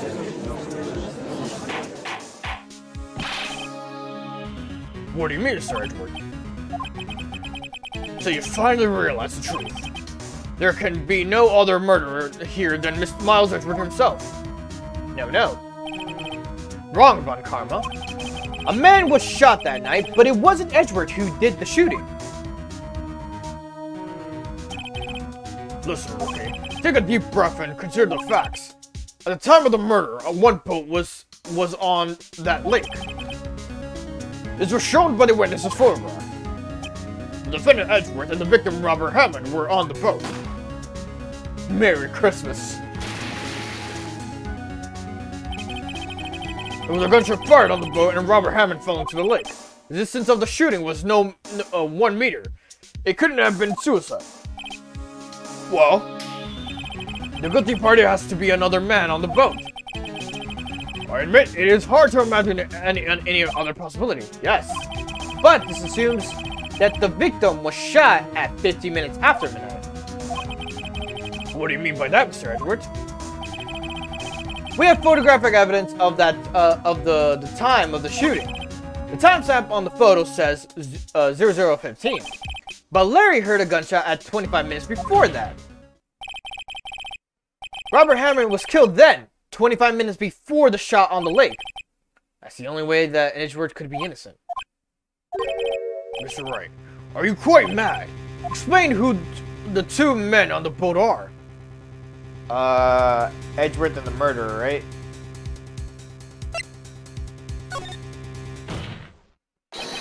Of course, it was Edgeworth and the murderer. After the murderer killed Robert Hammond at 11:50, he assumed the guise of Mr. Hammond and met Edgeworth. What, are you serious? Yes. Edgeworth won't tell us why he went to the lake that night. However, I have a hunch. That night, Robert Hammond called Edgeworth to the lake. Now, Edgeworth didn't know Robert Hammond's face that well. That's why he didn't suspect anything when the murderer took Robert Hammond's place. I'm not sure what to make of all this. Ludicrous. That's right. Tell us the name of the murderer then. The murderer's name? The murderer's name. Right. It's, I don't know. Actually, I don't know the murderer's name. You don't know? Ah, again, you waste my time. I don't know because he never told us. The murderer is the caretaker of the boat shop, that old man. At 11:50, he was the one who killed Robert Hammond. The caretaker of the boat shop? Where did he do this? There weren't any boats on the lake then. Why would he have to go all the way out on the lake just to shoot someone? May I suggest that the real scene of this crime was not on a boat? What? Well then, where did the murder take place? The boat shop right here, right?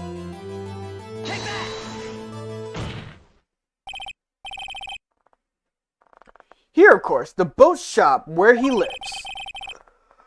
Sorry, I was stretching. That way he could meet with the victim without anyone seeing. You have proof that the boat shop was the scene of the crime. Recall Larry's testimony, if you will.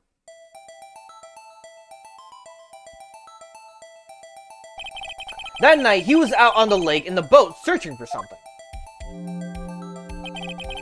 He finds it and returns to the boat. Then, just as he's starting to head for home, he hears a gunshot. He heard a gunshot, Your Honor, even though he was wearing headphones at the time. In other words, the gunshot was very, very close by. Larry's the murderer and I killed the victim. Why is it you involved? How are you involved at all? And where would that be if he had just returned a boat? The boat shop. Not guilty, though. Nah, you're guilty. 100%.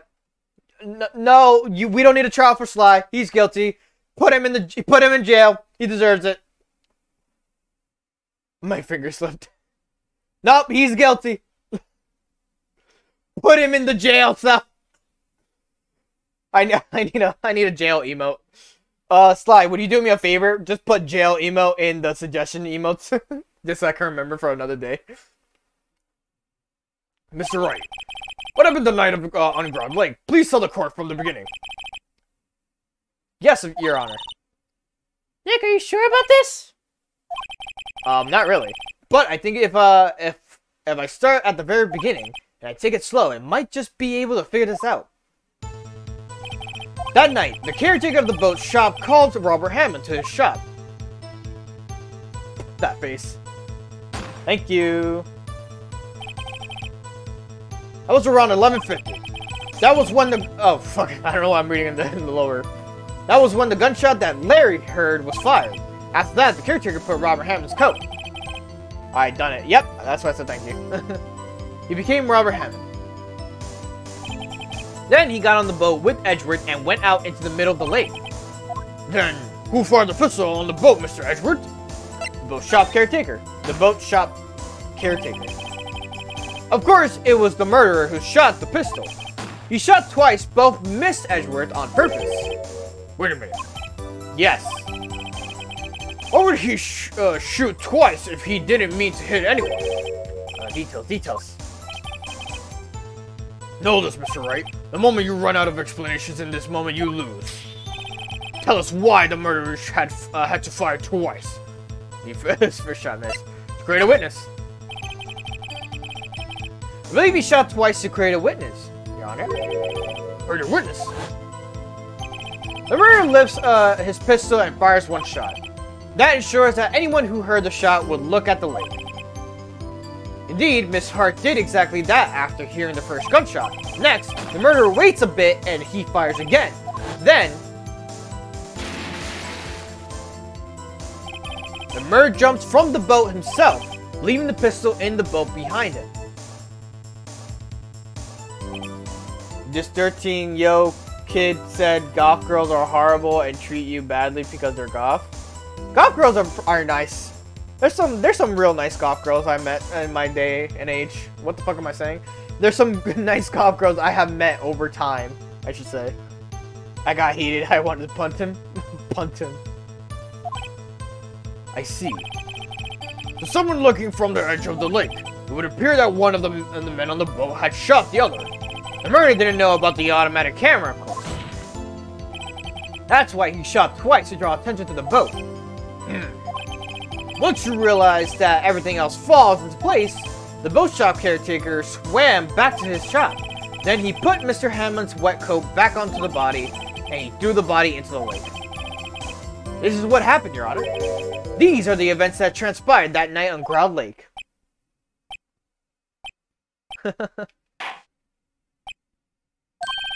Bailiff, bring out the witness from before. The boat shop caretaker, quickly.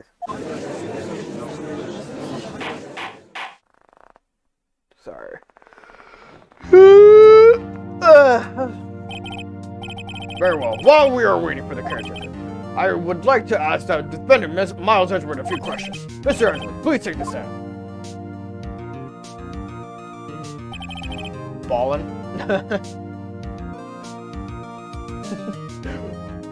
How would he? I don't know. The sentence won't make sense with that statement, though. Mr. Edgeworth, you heard what the defense had said. Yes. Well, why did you go to the lake that night? What Wright has said was mostly correct. Oh my god. Astonishingly so, actually. Yes.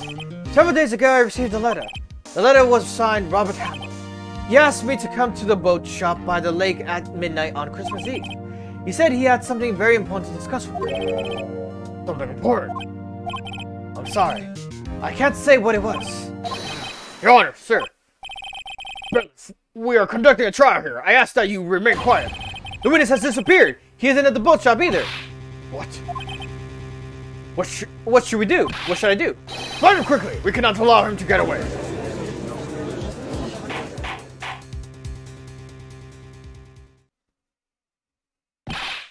Mr. Ron Calmer, your witness has disappeared. A search warrant has already been issued.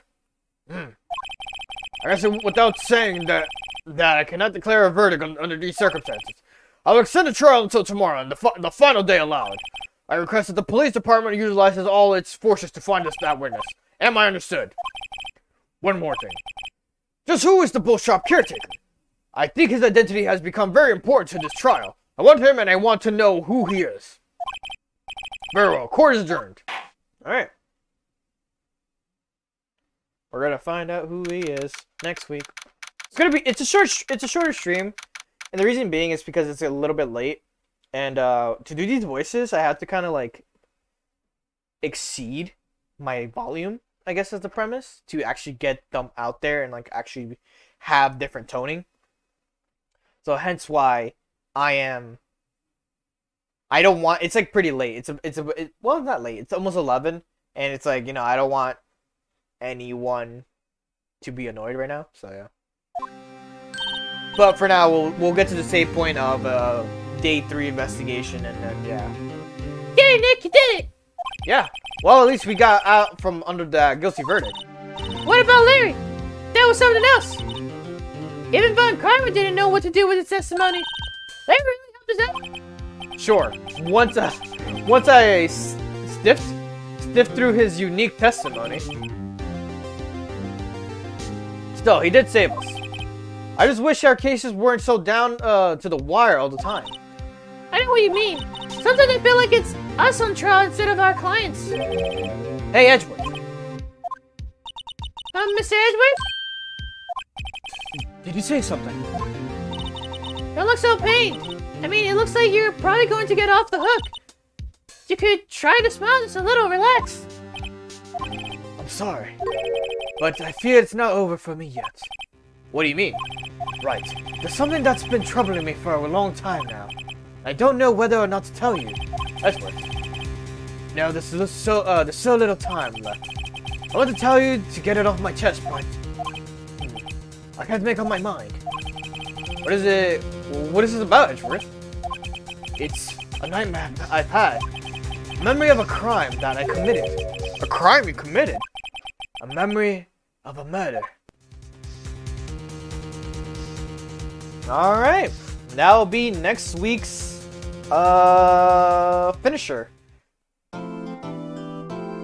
Save your progress up to this point? Yes, please. Alright. Ah! Hit my elbow. There we are. December 27th, 2:11 p.m. Wright & Co. Law Offices. Good start to the episode.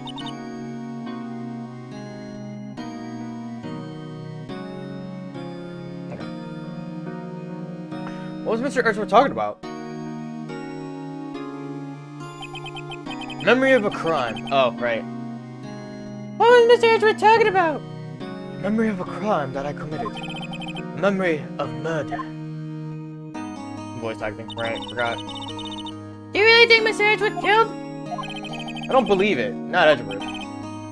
Some painful memory has been troubling him recently, but he never takes someone's life. Never. Nick!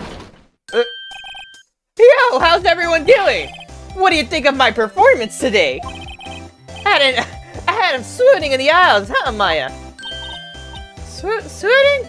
Me? Oh yes. I do remember feeling faint. Right on. Tell me the truth. It was like love at first sight, right? Right, Nick? Huh? Me? Well, maybe my heart skipped a beat or two. I think you could do better than that. Come on, I saved Edward in there, dude. Edgy. You guys should be bowing before me, yeah? Bow before your hero.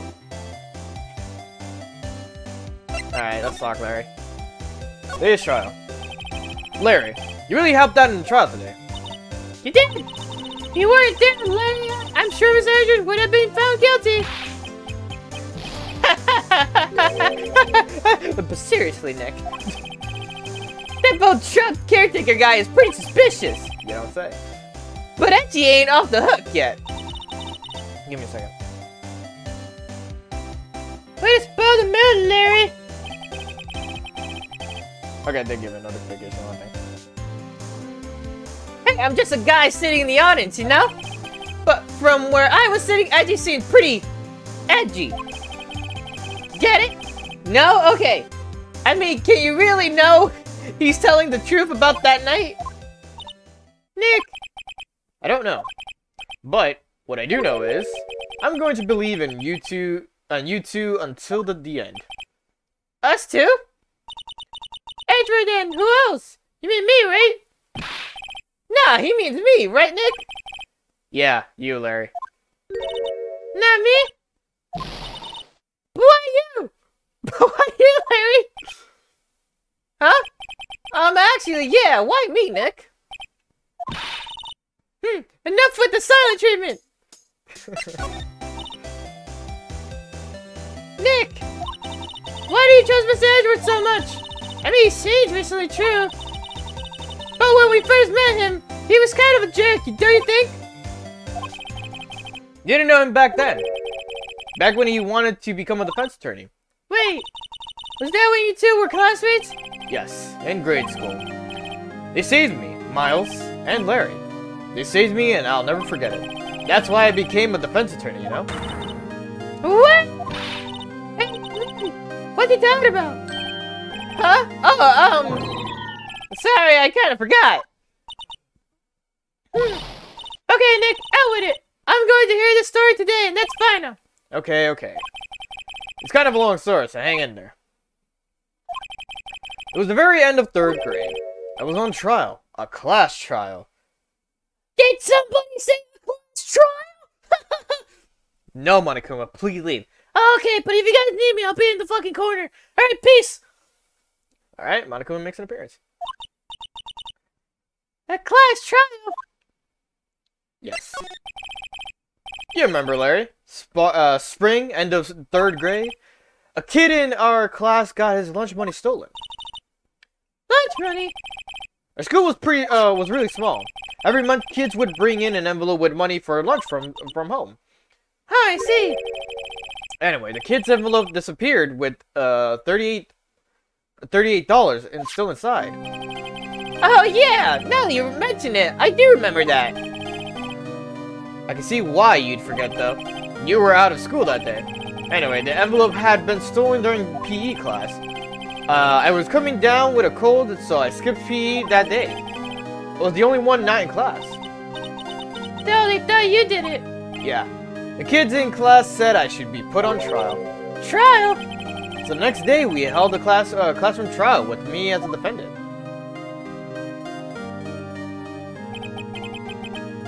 I didn't do it. Guilty, he did it. Guilty, it was you. Thief, give the money back. You're such a meanie, no one plays with you. Just admit you did it. We're not gonna play with it. Oh my god, you should be allowed to relay race or give me back my 50 cents I loaned you. There you go, there's a fucking Stream Elements notification. Now, Phoenix, you know you shouldn't steal people's money. It's not right. In the end, even the teacher thought I did it. I've done it. Go over and apologize, Phoenix. I didn't know what was happening. I was so sad I couldn't stop crying. Everyone was staring at me like I done it. Tried to apologize. I went to where the boy whose money had been stolen was sitting. That's when it happened. Objection! He shouted. He shouldn't have to apologize. He shouldn't have to apologize. The only thing that belongs in the trial is evidence. Anything else has no place. You should all be ashamed, amateurs. Miles. There he is. Baby Miles. It wasn't you who stole my money, was it? No. And you shouldn't apologize. Everyone's been shouting you did it, but no one has any proof. That is why, Your Honor, this boy is innocent. But Miles, it was your money that was stolen. Yeah, he did it. He's the one. We don't need to make him suffer. Why don't you all just shut up? Oh, why don't you all just shut up? This is always how it is. Everybody's ganging up and picking on one person. Just think of how he feels. He said he didn't do it, so he didn't do it. Snarky ass Larry. Very well. I will replace the money myself. This class trial is over. That's how it happened. After that, the three of us were the best of friends. Why, I had no idea. Yeah, I had no idea either. I mean, I forgot. That's when I learned what it meant to be alone. Totally alone without a friend in the world. Did a good thing, Larry. Yeah, well, I was just lucky that I took that day off from school. If I'd been there, they would have thought I'd done it. So I took it kind of personally, see? When something smells, it's usually the butts. After the trial. Anyway, Edgeworth and I talked after the class trial. That's when I heard his father was a defense attorney. I remember his eyes would shine when he talked about his father. I'm going to become a defense attorney, just like my father. A famous defense attorney.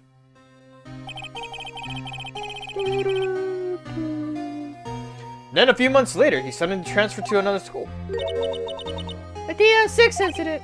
Right. I'm not sure, but that transfer probably had to do with his father's death. That's so sad. It was several years later when I heard Edward's name again. There was an article about him in the newspaper. The headline was something like, "Dark Suspicions of a Demon Attorney." Fabricating evidence, manipulating testimonies, covering up facts. The article said he'd do anything to get a guilty verdict, anything. Why? What happened? I mean, that's not the Edgy I used to know at all. That's what I thought too. I tried to get in touch with him I don't know how many times. He never replied. I guess he didn't want to see his old friends. I couldn't just drop it though. I wanted to meet him to learn why he had become who he became. That's when I decided. Wait, you don't mean... That's why? That's why you became a defense attorney to meet Edgeworth? If I was a defense attorney, I knew he'd have to meet me whether he wanted to or not. In court. Edgeworth believed in me, and I believed in him. He's in pain, and no one is on his side. I'm the only one who knows the real Edgeworth. I'm the only one who can help him. I'll listen to the 3 more songs and join? Sure. Whoa, Nick! So, is that why you helped me out for free? Yes. This is my sly arc. I helped you because I believed in you. Except I don't remember saying I'd do it for free. Oh, Nick! Nick! Nick! We have to save Mr. Edgeworth, if it's the last thing we do, okay? Right. It very well may be. First is that rental boat shop caretaker. We need to find out who or what he is. I'd settle for who. I guess I can clean out some of this evidence I no longer need. Okay, let's go.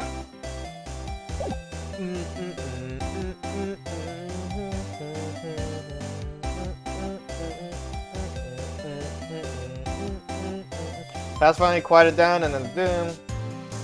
Transfer. Okay, we can go to Girl Lake now. Knowing myself, I'm lying. I'll come when I'm finished with listening to songs, for sure.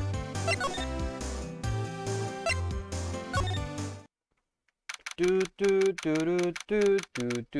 27th, Ground Lake Park entrance. Hey, pal! Long time no see! Oh, the gumshoe. Close one tonight, eh? I got so worked up I snapped my tie in half. Sorry about that. No problem, pal. Thanks to you, we now know who really did it. You mean the belltop caretaker? Look, I'll make you a promise. I'll have that scoundrel in my custody by trial time tomorrow. Come what may. It's my duty to you as a police officer. Now, I'm off to catch me a criminal. Alright, see you later. Think the gumshoe sure is active today. Oh, one other thing. No one could go into the woods today. The woods? Where Lotta was camping. The woods are off limits to camping, and apparently the park ranger found out. He got pretty mad. No one can go in for a while. I guess Lotta's in a lot of trouble. But anyway, I'll be seeing you tomorrow. Deuces. Fucking what? We're just like, where did you learn that vernacular? Alright, to the boat rental shop.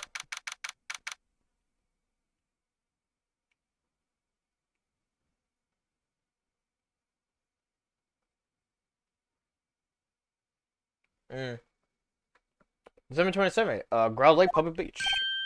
Huh, the steel eyesore is missing. Eyesore? Looks like the hot dog stand is closed too. Guess Laura's too busy worrying about Mr. Edgewood to show up for work. Yeah, that could be it. The rental shop. That old caretaker got away. Yep. I never imagined he might be the real murderer. I know that clearing of the throat anywhere. Aha! Hello?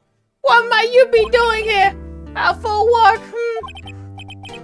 The days of my youth, like the scent of fresh lemon. You see? Mr. Grossberg! It's not time for reminiscing. Mr. Edward's trial is tomorrow. That is true, yes. But from what I saw of today's trial, Edward should be fine, right? Well, I'm not so sure about that. What do you mean by that? Well, I'm not sure. If you find anything out, come by my office at once. I may be able to offer you some assistance. Thanks. Bye. What do you think Mr. Grossberg was doing here anyway? Who knows? Alright, to your caretaker shop. Their caretaker shack. December 27th, caretaker shack. Nobody's home. Hello. Hello. Squat! Hey, Polly! I wonder where your owner's gone, Polly. Hello. Hello. Squat! Can't believe he'd run off and leave his poor parrot to fend for himself. Alright, we get it. Alright. Alright. Excuse me, I'm like burping a lot. Never mind, Nick. Polly knows the number of the, to the safe, right?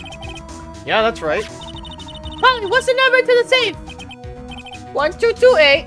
I did the fucking parrot. I meant to just go as a normal voice for it. 1, 2, 2, 8. Squawk! Let's open it, Nick. Come on. I'm sure there isn't any money in there. But he keeps it locked, right? There must be something of value in there. I'm not so sure. Okay, Nick, let's see what's in there. I guess there might be a clue or two. The only thing in here is a letter. A letter? Boring. There's no name or signature on this thing. It's handwritten in very precise, clear letters. Get your revenge on Miles Edgeworth. Edgeworth? Why would Mr. Edgeworth's name be on here? How should I know? I'm going to read the whole thing. And so we read. Get your revenge on Miles Edgeworth. It also says this is your last chance. Now is the time to get revenge on the two men who ruined your life. The rest of the letter goes on to describe the murder plot in detail. How to kill Robert Hammond and frame Edward. Calling Edward out to the lake, getting on the boat, firing twice. This is exactly what I figured out today in court. It's all here in perfect detail. What do you think it means, Nick? I don't know, but it looks like these are instructions for the caretaker, that caretaker. When he killed Robert Hammond and called out Edward, he was following instructions. But who could have written that letter? And what does it mean to get revenge on Miles Edward? Sorry. Look, I don't know, okay? But one thing's for certain. This letter is an amazing clue. Letter from the safe added to the court record. Alright. Now we can go to the detention center. So now we got the letter of the safe. Thank you, Polly.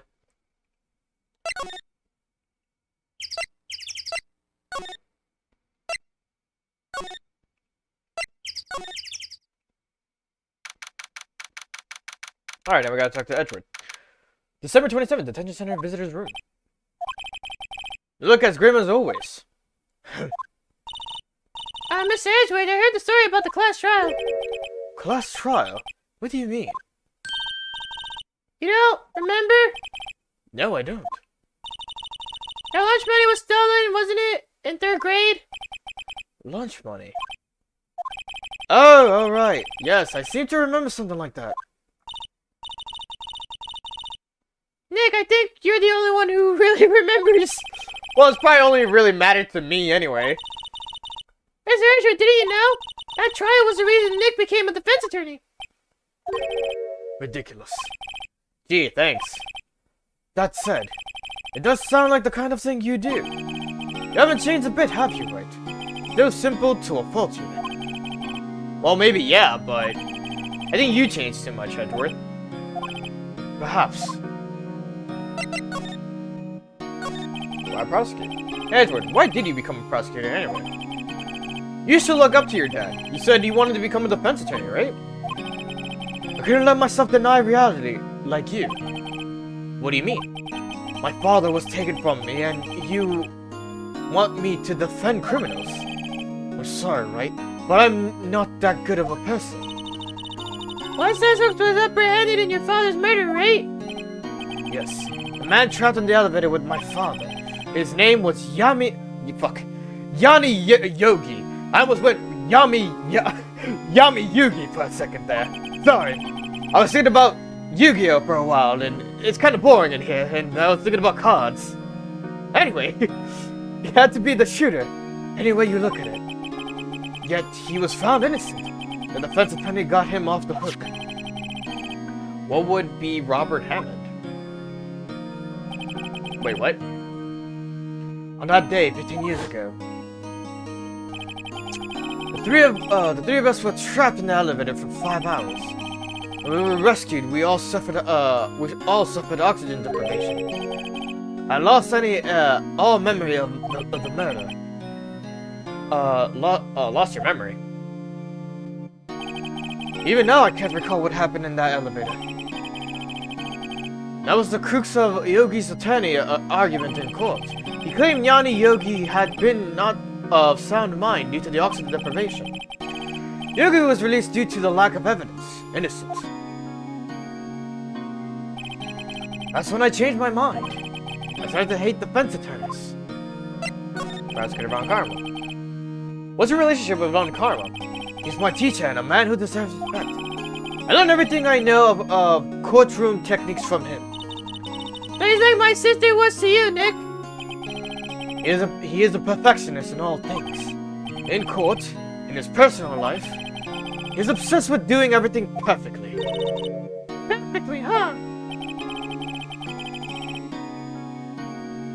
In all the cases he has taken on, none were left unsolved. And not one suspect was declared innocent ever. But that's... I know. It's possible some of the suspects were indeed innocent. However, it is impossible for us to accurately determine that in every case. All Von Karma does is his job to find the suspect guilty perfectly. In any case, it's nigh well impossible to find a weakness in him. Should a weakness appear, he would do everything in his power to make it go away. Edgeworth? If what you're saying is true, you're headed for a guilty sentence tomorrow. He's right! Now's no time to prank the enemy, Mr. Edgeworth! It's a strange situation in which I find myself, I'll admit. No kidding. Now we present him with this. Edgeworth, see this letter. This came out of the safe in the shack where the boat rental caretaker lives. I see. Revenge? On me? Who's the other guy anyway? I don't know. Could he be an innocent defendant who got declared guilty or something? Nice, Wright. But I don't remember that old man. Not at all.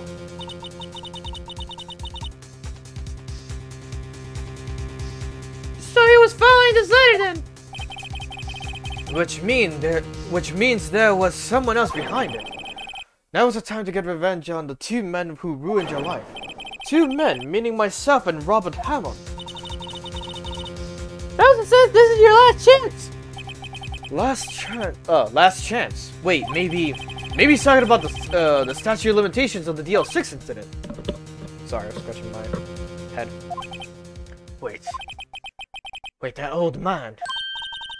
What is it? Do you know who it is? Who he is? Fuck! Yogi. Could it be Yogi? Yogi? Like Yogi Bear? No! Maya, what the fuck? When did we ever mention the bear? The suspect in the DL6 incident. The one who was found innocent. Yana Yogi. Just flying across the screen.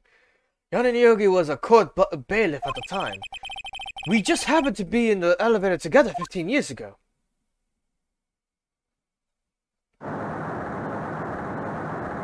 The press sly arc. The quake was incredibly strong. Before I knew it, everything was dark. We were there for so long, it felt like forever. The air thin, and the darkness closed in on us in the little box. We became unsettled. Help, I can't breathe. Quiet, I said quiet. You're not making this any easier. Want to get out? Help, get us out.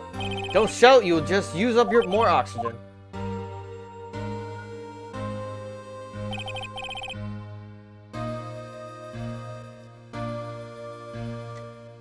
That's all I remember. When I came to, I was in a hospital bed, staring up at the ceiling.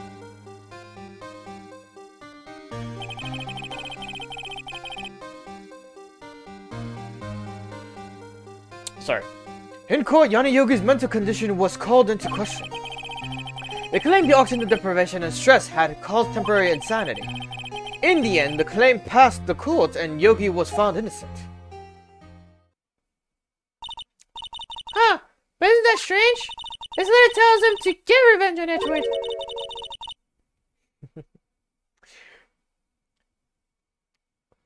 Why would he want to take revenge on you? I had no idea why it took a second to read that little part.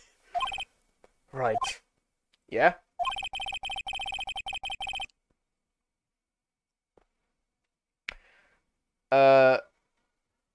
There's something that's been troubling me these last few days. I didn't know whether or not I should tell you. You mean the nightmares?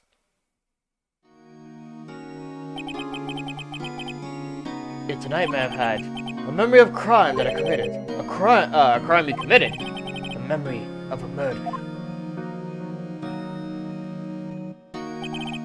I think the time has come to tell it all. Alright, the nightmares. And whole milk. Just... I got snacks, food, water, and whole milk. For the last 15 years, I've had the same dream almost every night. I wake up in a fearful sweat every time. What kind of dream? I'm enjoying this stream? Good. Dream about my father's killing in the dark. Yep. Get us out. Don't shout you. Yep. We already read that. We don't need this like pre-metal. I can't breathe. You're using up all my air. What? Stop breathing my air. I'll stop you. What? What are you? Stop breathing my air. No, father. I fucking inhaled this cup. He's attacking father. Then I see the pistol lying by my feet. I don't know if it was evidence from the day in court or the bailiffs. In a daze, I picked up the pistol. Get away! Get away from my father! Bang.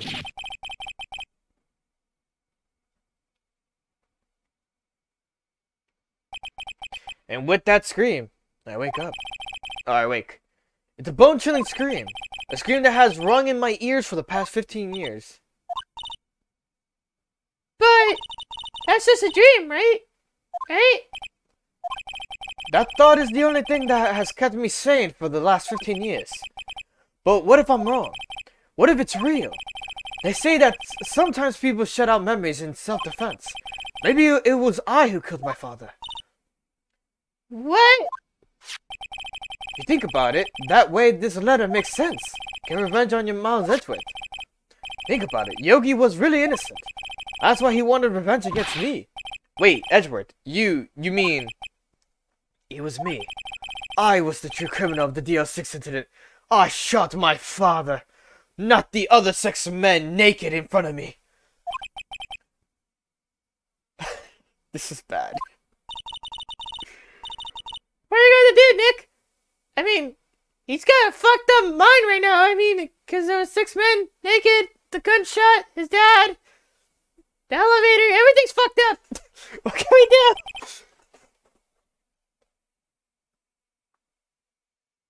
I don't know.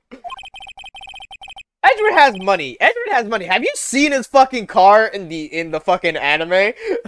This man had like a fucking sports car or like and that shit, he drove that shit with no hesitation. Like he was chilling.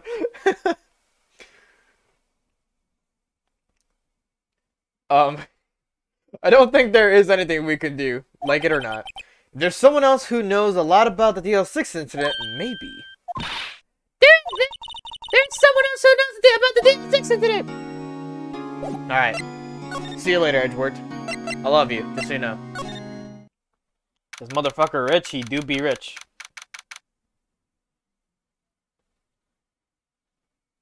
Sorry, I'm like, my phone is like currently.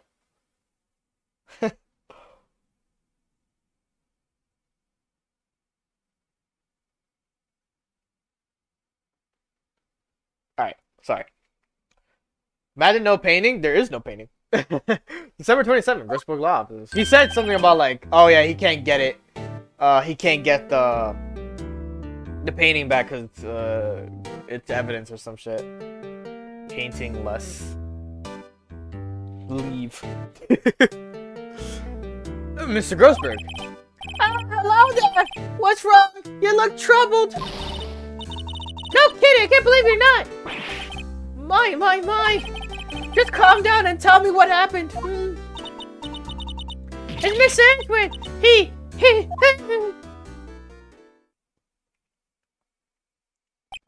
I see. So Edgeworth dreamt he shot his own father. It's only a dream. Only a dream. I wonder. What? If that's the case, then why do you look, fuck, I can't read. Okay, hold up, let me retake that take. Okay, if that's the case, then why do you two look so troubled, Well, fuck, it's right. Also consider this. Yogi quite certainly holds a deep grudge against Miles Edgeworth. So deep he wanted to, he'd want to frame him for murder. This leads me to surmise that Mr. Edgeworth's dream was not a dream. It was real. As you imagined. President withdrew the pistol to save his father. The pistol fired and the deed was done. Live does sound funny. No! Shit! Fuck! My voice is gonna go out, but I'll drink some water right now.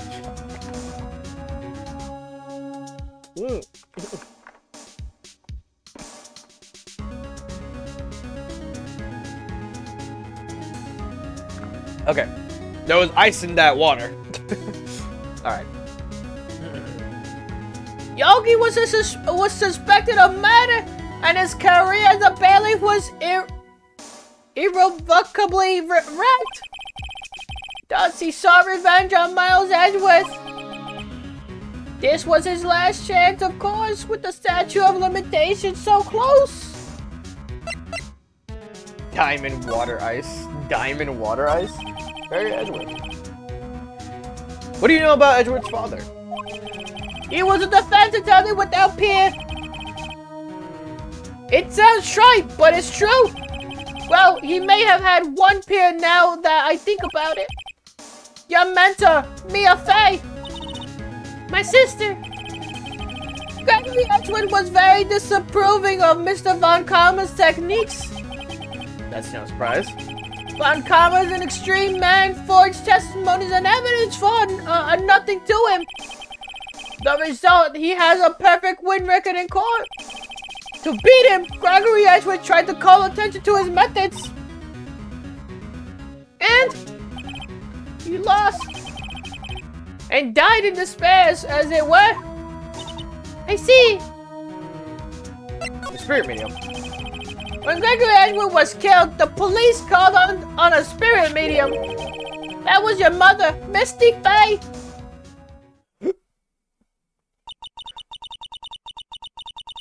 Oh, I am Gregory Edgeworth. I have been killed. The one who shot me was the bailiff, Yanni Yogi. Yeah, Yogi was found innocent.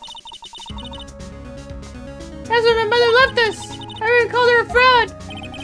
That's right. Everyone thought she was, you see. Everyone thought she was, you see. Yet, now that I think about it, it seems the one who lied was Gregory Edgewood's ghost. Gregory Edgewood must have known who shot him. I don't believe it. So you're saying he falsified his testimony? That Edgeworth's dad lied to protect his son? It's only a possibility, mind you. But a possibility nonetheless. Alright. So about this letter. Oh ho! So this is the letter! It does seem that Yogi was following this letter when he killed Hammond. Fuck. But why kill Robert Hammond? Hammond was a skilled defense attorney, but he defended clients not for their sake, but for his own. Huh? For his own sake?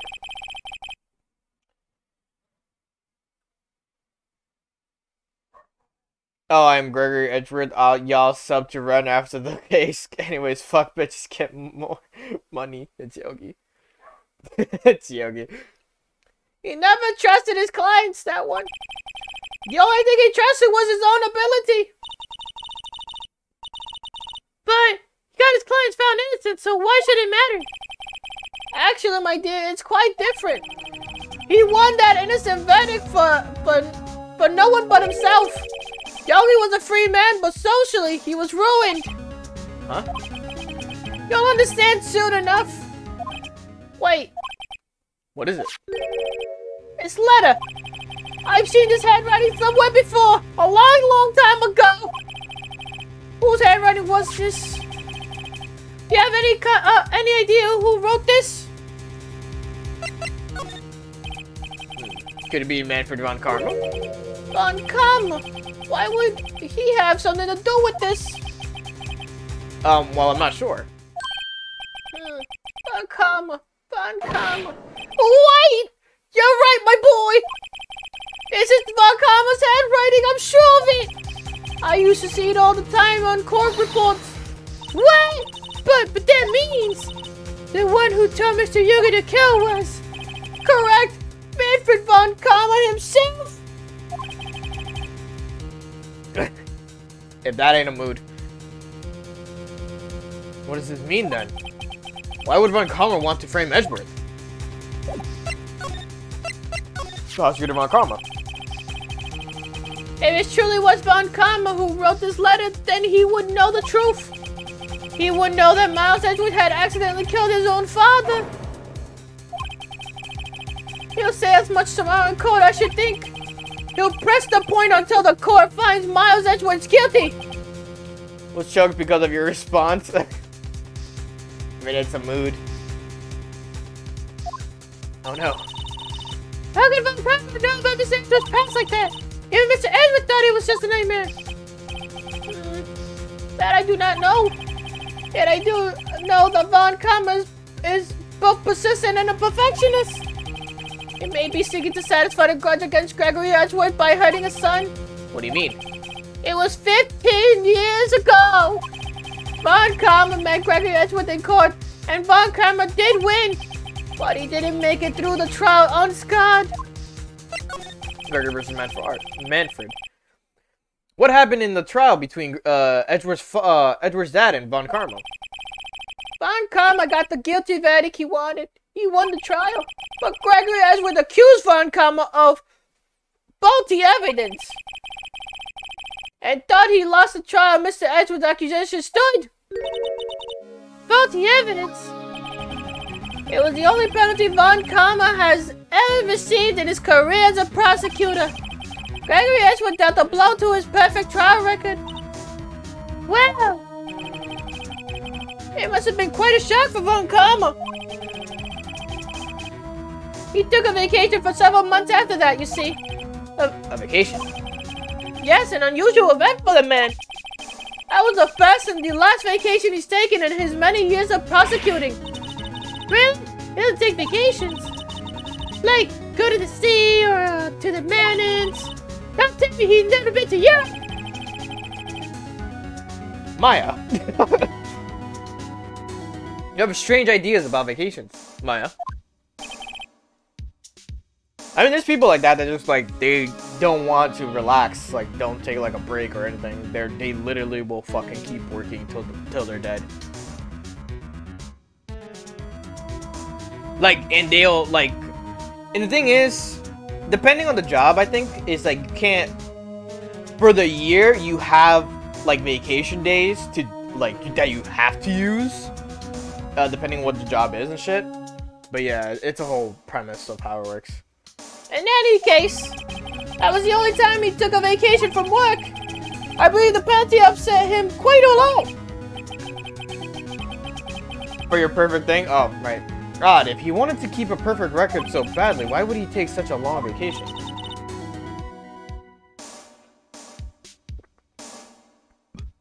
I'm trying to burp. Okay. What are we doing? Von Karma is going to bring up deal 6. You can bet it. What if Mr. Edgeworth pleads guilty to deal 6? I won't let him. Yes, Mr. Wright. I hate to say this, but even accidental murder is murder, you know? I know that. I just believe in Edgeworth's innocence. I can't believe he'd killed someone. But Nick, Mr. Edgeworth admits it himself. His father must have lied to protect him from beyond the grave. I don't care. I know he's not guilty. Mr. Wright, if you say so, I suppose I could go check again. The police files might hold something of interest. Mr. Grossford, thank you. I can't promise anything. In fact, I think the chances of finding something are slim. I understand.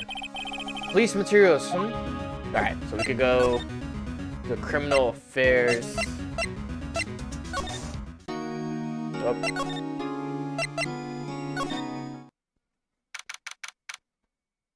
Police department. Is there anyone here?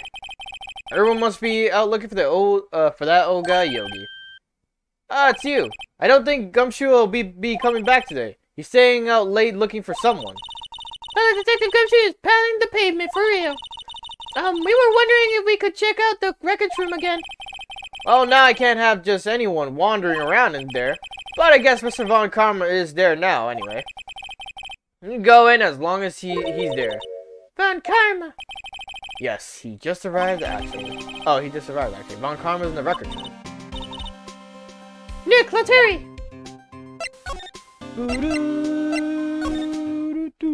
Von Karma is trying to get everyone gay, homosexual, gay in the trial. I don't know where that's from. I literally read that out loud and I'm like, this makes no sense to me.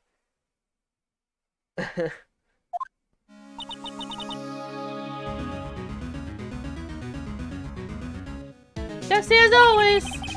We only here just yesterday. I'm sure they just haven't had time to clean. What's wrong, Nick? Nothing. I was just noticing that he isn't here. Von Karma? Oh, Von Karma. Here you'll notice an open file cabinet. Okay. Huh, one of the drawers here is open. Someone must have been looking into it recently. The label says unsolved cases evidence.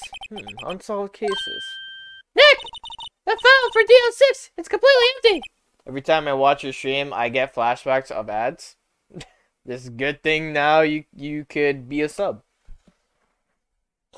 Sorry, my neck is itching. Alright. What? Oh fuck, what was his voice? What are you doing in here? Von Karma! You. How do you know my name? Huh? I have PTSD from you. That's not from me, that's from you being poor.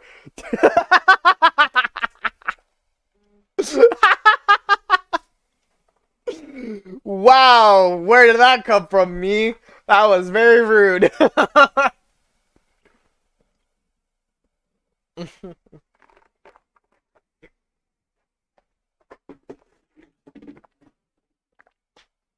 need to refill that. I don't know why I threw it across the way. Motherfucker, I make 310 a month. Yeah, now. Before, you didn't used to make any money. I've known you for 2 years, Sly. Granted, I'm not one to talk about being poor, but still. I'm not poor anymore, but you know what I mean. Have we met? What are you saying? Yeah. What? We see each other every day, don't we? We're Miles Edwards' defense team. Who we up now? Defense. I beg your pardon. You see, I rarely remember defense attorneys. There are like bugs to me, needless things, to be crushed. I can see how this guy was Edgeworth's mentor. Alright. Edgeworth. Mr. Edwards is your student, right? Excuse me. Oh shit. I thought I dropped my fucking left Joy-Con. A romanticist. A romanticist who still can't shed that veneer of amateurism. Just like his father, always second rate. Mr. Von Karma, you had an axe to grind with Mr. Gregor Edgeworth, didn't you? Now, old man. I'll spit on your floor, vampire looking out. Fucking. I'm glad I don't have chat on my screen anymore. It's gonna come back eventually. I'm just glad it's not here now. Sorry, I'm like scratching my head. Alright. Me, a grudge against a mere defense attorney. Why? Because he dealt a blow to your otherwise perfect trial record. So you did, but what I don't get is, why did you take his son under your wing afterwards? The son of your most bitter rival. That, my dear attorney, is none of your business. Alright, cool. Tomorrow will be the last day of this trial. It's been a while since I've had the defense attorney last this long. Still, you will lose in the end. Miles Ed...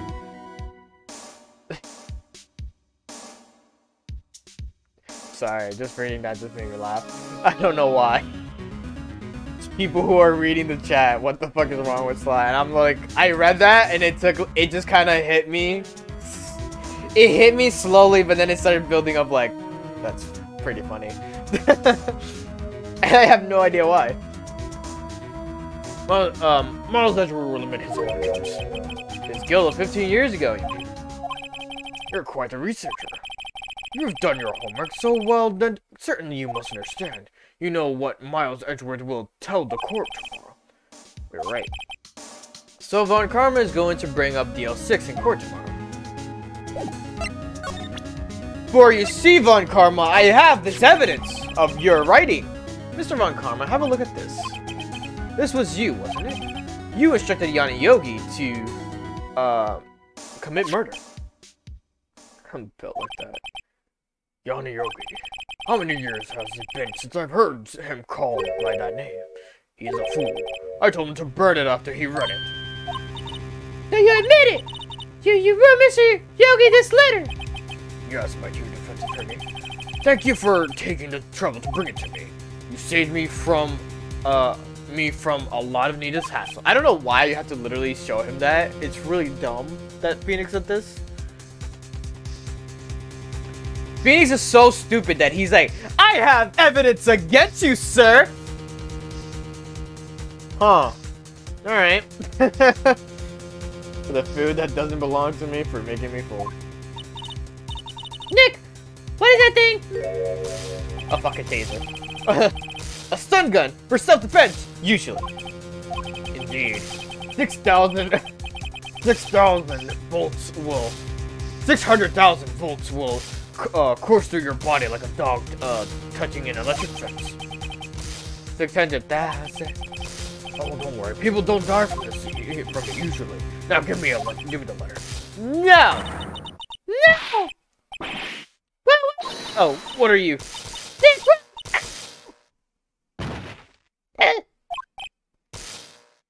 Maya! Out of my way. Down. I thought it was a gun. I mean, it is a gun, technically. A stun gun. Technically, taser stun gun.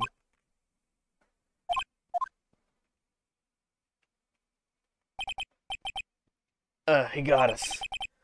The letter's gone, of course. Me, personally. He took the deals. Honestly speaking, though, right? Hear me out. Hear me out with this fucking factor of what the fuck just occurred. Phoenix Wright has evidence against Von Karma. This man decides to fucking present the evidence to Von Karma, and he does, like, did you not think he was gonna retaliate? Like, honestly speaking? The man attacked them in the police, like, evidence room. I could sign up for from a taser, 100%. Did you actually ever get tased? Have you ever been tased? Phoenix didn't think it through. When this man thinks of everything through, or everything else through, to be honest. Back to having no clues. Wait, Maya jumped first. Maya, is she okay? Maya! Maya, open your eyes. Maya! Where am I? What's today? Huh? Hello? Did he take it? Huh? Oh yeah. Are you okay? I couldn't stop him. I jumped as fast as I could, but one shot from that thing knocked me out cold. I'm useless. I'm no good as a lawyer or a medium. I can't even call my sister. Not even now, when we need her the most. I wish I hadn't woken up at all. Fucking damn, Maya. Fucking, this is the Maya depressed arc. Nope. Then you have no reason to say, I can stand up from a taser. I want you to get tased. Like, for our research purposes. Not as in, like, anything bad. Literally, I want you to experience the taser. That shit will fuck you up. How do I know? I touch one with my hand. Well, with my, like my finger. Like, I like, went above it. And it, like, that shit fucking hurt. And it hurt for a long time. Like, it was hurting, like, all day. And it was still hurting the next day. That shit hurts. And it especially, like, I think it was on a low voltage too. It was a long time ago that I did that, but dude, it's not a good time. Phoenix swings the cases, clenching his toes to get a picture of what happened, and by pure luck, it's true. Hold up. But Phoenix thinks outside the box. Like, that man is thinking about random shit that could possibly occur during the trial. And then this man does not think of, I have evidence against you. Should I reveal this in front of you? Yes. I've been almost been electrocuted to death, though. So that's the only electrical thing I've ever experienced. I thought you was gonna say something like, I want to get electrocuted, except that I'm not Sly. That too. Hold up. You got electrocuted? What the fuck? From what? Maya! There has to be some way I can help her. Better do something about her self-confidence first. Maya, she's holding something. What is that? A bullet? DL6 incident evidence number 7, taken from the heart of Gregory Edgeworth. I remember. Von Karma was holding this when Maya jumped him. Stash in the pocket. I'll prove it to you, Maya. You're most definitely not useless. I'll prove it to you in court tomorrow. Electric fence? Yeah, it was in middle school. I, who knew it was electrical, decided to grab one of the bars. You're insane.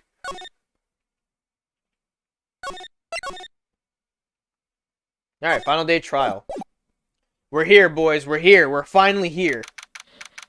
Mind you, nobody was around, so I could have died. You could have.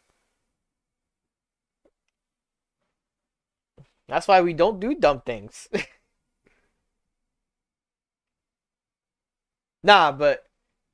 Okay, what happened afterwards you were electrocuted? Were you on the ground for like a bit?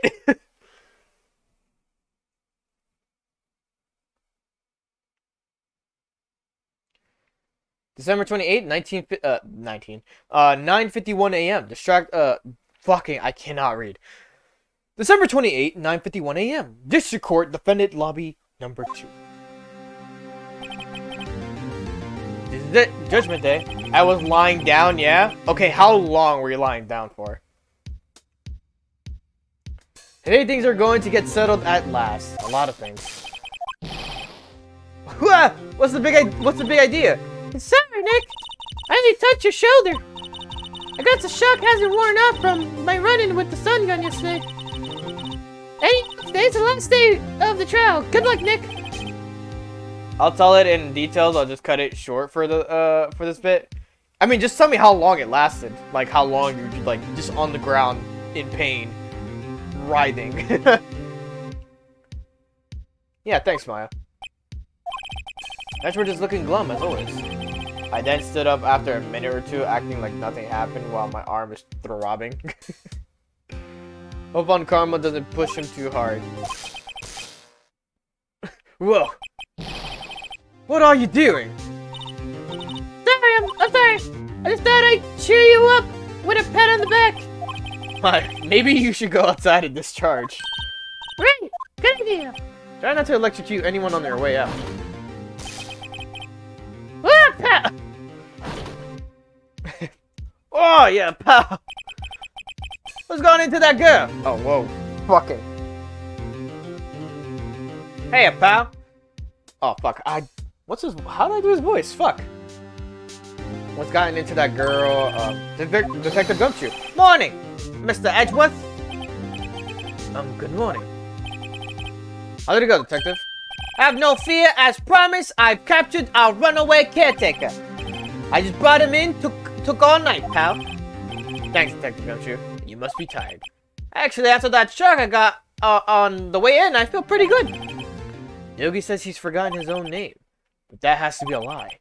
Why would he want revenge on Edgeworth if he couldn't remember his past? He does remember, and I'm going to prove it.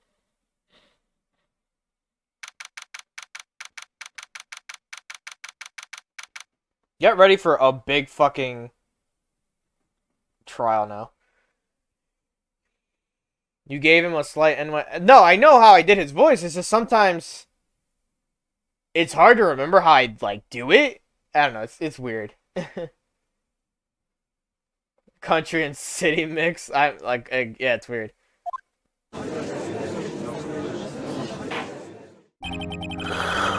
Excuse me. Alright. Right. Court is now in session for the trial of Miles Edgeworth. The defense is ready, Your Honor. The prosecution is ready. Right, very well. We have reached the final day of our proceedings in this trial. I ask that the prosecution submit decisive evidence. Understood. Come on, don't be awed into silence by every little thing he says. Very well, Mr. Von Karma, your opening statement. Right. Thanks to Detective Gumshoe's efforts, the boat rental shop caretaker has been arrested. In yesterday's trial, the defendant arrested that the caretaker was the murderer. Asserted? However, the caretaker has yet to confirm this. I would like to ask the defense to cross-examine him as much as necessary. Very well. Please bring the witness into the courtroom.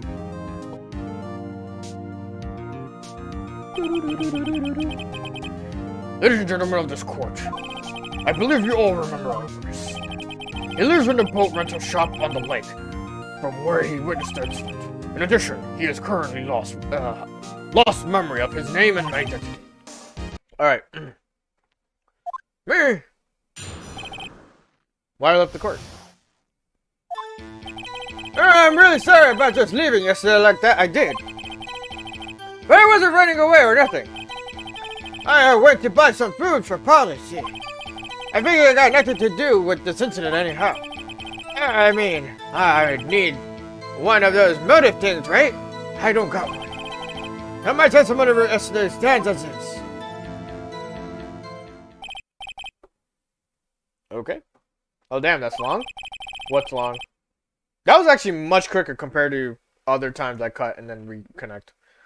Let's begin the cross-examination, shall we? He has to know his name. Yanni Yogi. You're Yanni Yogi and I'm going to prove it. Okay. 1, 2, 3, 4. Oh no, I meant the story and details.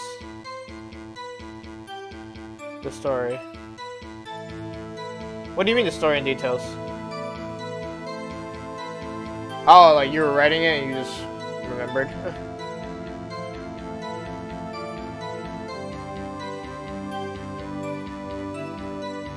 I'm like skim reading this, by the way. I'm not actually reading everything quickly. Or I'm not reading like the whole thing, so if I missed something, my bad.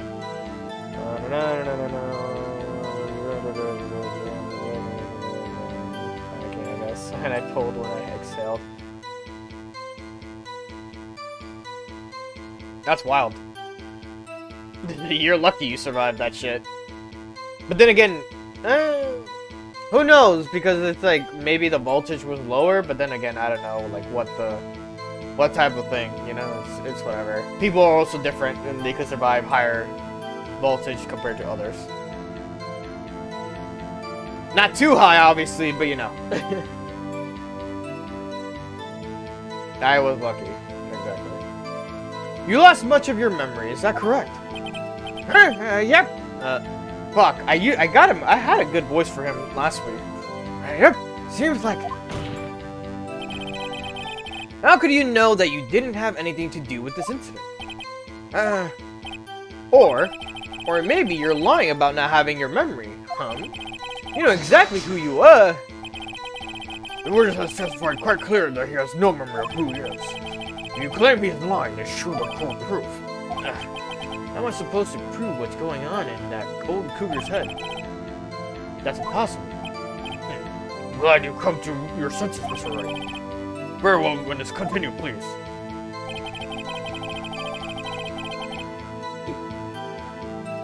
Excuse me. I mean, I need one of those motive things, right? I don't got one. How can you say you don't, you had no motive? I say you do. You had a grudge against Edgeworth and the victim, Robert Hammond. That's why you took revenge on them, right? voltage probably would have lower. I didn't feel pain from the electricity until I let go. Well, I think that's how it works. You don't feel pain until after you got electrocuted. Please don't make me repeat myself, Mr. Wright. This witness has no memory of anything beyond several years ago. He can hold a grudge if it's impossible. I have to prove he's lying about his memory. Otherwise, it's going to be the same thing over and over until the trial ends. Might I say something, Mr. Wright? Yes, Your Honor. You've been saying the same thing now over and over. You've been calling the witness' memory of the past or lack thereof into question. But does this really have anything to do with the current case? Yep. Of course, Your Honor. The witness has said he has nothing to do with this case and no motive. Both of these statements are lies. From metal. Metal's all around you, though.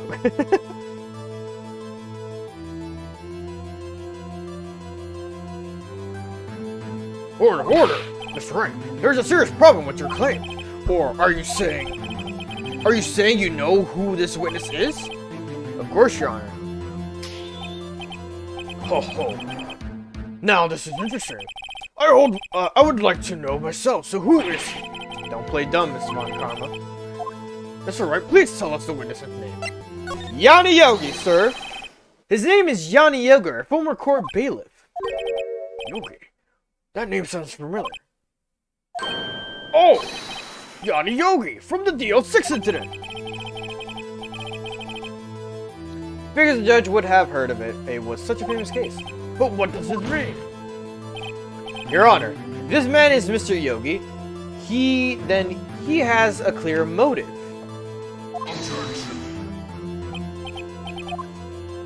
Tisk. Jumping to conclusion again, Mr. Wright. This witness, is Yanni Yogi. Fascinating. However, how do you propose to prove this is court? This is a court of law. As you may recall, you need proof. And allow me to repeat once more that the witness has lost his memory. This is it. I have to do this now. If I can't prove he's Yogi right here, right now, then I've got nowhere to go. Nick, how are you going to prove it? How can you prove that he's Yanni Yogi? It's okay. It's actually quite simple. Your Honor, please take this man's fingerprints. Then we'll compare them to the fingerprints of on file for Yanni Yogi's 15 years ago. I see, that makes sense. Tisk. Huh? I'm so very sorry, Mr. Wright. Why? The witness has no fingerprints. What? What? No fingerprints? You see, before I worked as a caretaker, I worked at a chemical plant. I burned my fingers working with the stuff. Yep. What? Yogi, you sneak. You burn your fingerprints off to hide your past. No fingerprint. What's with these emotes you've been fucking posting? Food is. I have no idea who that is. You have the similar ones. Well, if the witness has no fingerprints, I guess we will not be able to prove his identity. No. Well, what will you do, Mr. Wright? I'm losing the voices. It seems that the case has been decided, though. No. I know what happened. I know everything. I just can't prove it. But no, I can't let it end like this. I can't lose. There has to be another way. There is no one who can testify as to who this witness is. No one. Nick, what are you going to do? I didn't even consider that he might have erased his fingerprints. What do I do? Jesus. All the emotes flying around. Well, Mr. Wright, perhaps you'd like to cross-examine his parrot for a little comic relief. Yeah, very funny. You're a sore winner, Von Karma. Wait a second. Cross-examine his parrot. Second sub-streamer. That's cool. What is it, Nick? No, you're not going to. Your Honor. The defense would like to take Mr. Von Karma up on his proposal. Take Mr. Von Karma up on my proposal.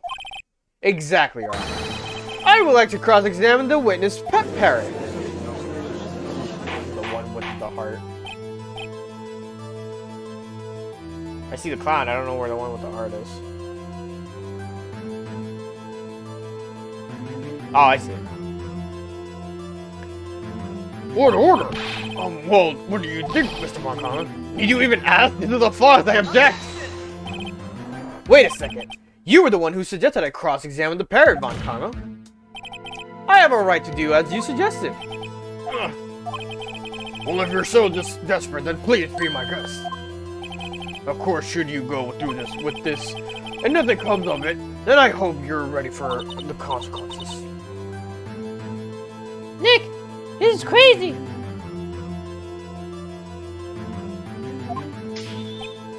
Well, still want to go through with your little game? Yes, I'm doing it. Let the parrot take the stand. I will cross-examine her for your honor. Hello, parrots. Is he talking about birds? He is technically talking about birds. This is the most ridiculous thing I've ever heard. Montcalm has rigged every person's testimony, every piece of evidence, except the parrot. She's my last chance. At least, I think so.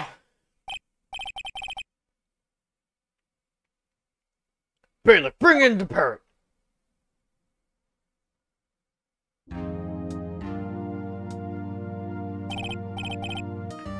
That's quite a bird. Please tell us her name. Name! The witness is ignoring me. I must hurt to be ignored by a bird. Ahem, very well, witness. Who is your owner? Please testify for us. Who is your owner?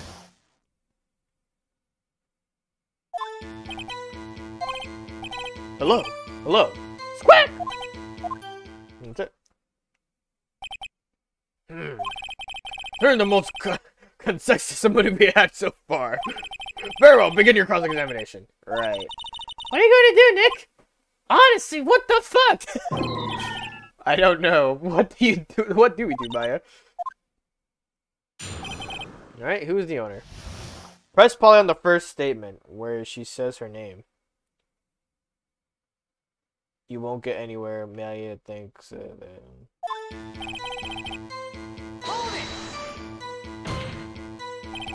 Witness, you can't just say hello and expect us to get anywhere. I want you to testify. Ma, you talk to her. Right. What do I say? Have we forgotten something? As I recall, 2 days ago. Polly, have we forgotten something? Squawk! Don't forget, DL6 today. Squawk. Oh, we should do that for the squawks! I've been kind of just doing some weird high-pitched squawking, whatever. Just make him like the weirdest normal shit ever. If I could get Polly to say that here, or prove that the caretaker had something to do with DL6. Polly, have we forgotten something? Hello. Hello. Squawk. That's not what you're supposed to say. Forget something. We forgot. Squawk. Squawk. Uh-oh, it's not working, Nick. She won't say it. It's ridiculous. Why won't she say it? It doesn't matter, Mr. Wright. Wait, don't tell me Von Karma expected this. He couldn't have retrained the parrot, could he? Did he train her not to respond when we asked when we forgotten anything? Okay. Oh.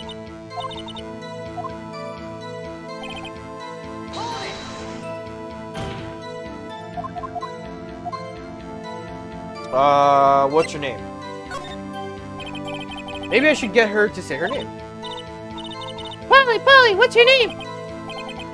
Polly. Squawk. Mr. Wright, I think we've established that the parrot is named Polly. Does this have anything to do with the owner's identity? If this has anything to do with the owner's identity, say, of course, and present DL6 case file. Okay. Yes, it does. Ha! Fascinating. You claim that the parrot's name will prove her owner's identity. Then show us the proof.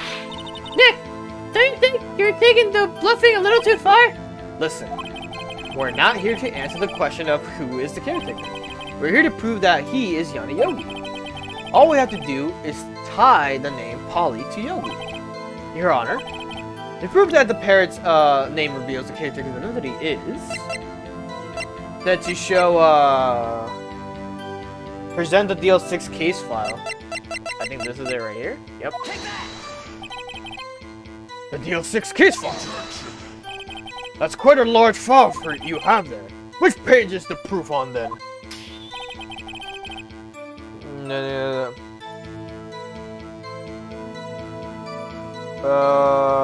Polly Jenkins. Okay. Show us and stop wasting our time. Very well. Mr. Wright, please show us a page.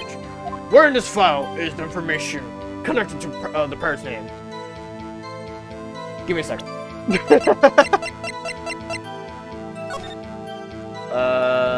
It should be in here. Suspect, Yanni Yogi, court bailiff, trapped in the elevator, memory lost due to accident. After his arrest, fiancée Polly Jenkins committed suicide. Alright. Suspect data. Then the suspect data page. It's real. This page has all the information about Yanni Yogi. Right after he was arrested, the fiancé committed suicide, see? Indeed it does say that, yes. What was his fiancé's name? The agent is real. Polly Jenkins. Polly! Exactly, Your Honor. He wanted to remember the name of his fiancée who had committed suicide. That's why he named his parrot after her. I see, I guess that is possible. Okay, now we do another press Polly and what's the safe number. By mere coincidence, that's all. My granddaughter has a dog she calls Phoenix. Granddaughter Von Karma. Can't wait to see her in the second game. Yeah, the second game. Francesca. I was like, what the fuck was her name again? Well, Mr. Phoenix Wright, does this make you my granddaughter's fiancé? She's only 7 years old. Indeed. Alone, it is a little weak for evidence in the murder trial. We should need some other corroborating evidence. Also, wait, what? 7 years old? Isn't Francesca like 2 or 3 years younger than Phoenix and Edgeworth? 24. Shouldn't she be like 21? Or no, wait, or is she that young? I remember she's very young. She was a very young prosecutor. I forgot her age. We'll see her next scene. Where am I going to find that? Nick, we're getting closer. One more, if we can just get one more piece of evidence. Right. For what? Very well, witness, you may continue. Hold it, Polly. Witness, oh yeah. What's the safe number? Maybe I'll get her to say the number of that safe. Huh? The safe? Why? Let's just try and get her to say something. Anything, okay? Polly, what's the number of the safe in the shack? 1228. 1228. My, what a reckless parrot. Well, Mr. Wright, you aren't claiming that this... Yes, it does. Case summary. Actually, it does. That's why I had her say it. Ha! Ridiculous. How can the number of to a safe tell us the caretaker is? Show us your proof. What could possibly link this up? Yep. Yeah, 1228. Fucking parrot killed me. The L6 case file. What is the obsession you have with this case? Mr. Wright? Where in this file is something relating to the safe number? Case summary. It's on the case summary page. The case summary. Specifically the date on which the DL6 incident occurred. Carefree, calm, and cool voice. Oh, yeah. Date of the incident, December 28th. Why, that's today's date, 15 years ago. And the number on that safe is 1228. 1228, in fact. He used the date of the DL6 incident as the number for his safe number. That's how important that date was to him. I see. It certainly is an interesting coincidence. People often do set their secret numbers on dates. But this is not tangible proof. I forgot I did this. I set my ATM card's number to 0001 because I'm number 1. That's the funniest quote this man has ever stated. This has nothing to do with the date. Nothing. Cause I set my PIN code to be 0001 because I'm number 1. This is the funniest shit ever. That's enough. I think we reach a conclusion here. It's a mere coincidence, that's all. True, that is a possibility. However, two coincidences at the same time seems more like a pattern to me. What are you saying? Summon the caretaker out of the boat shop immediately. I want to steal his card. I mean, he probably changes it after that, though. Witness, tell us your name. Wait, the witness, he doesn't remember. No, it's okay. I've accomplished what I wanted to do. I'm done. Nick, he looks totally different.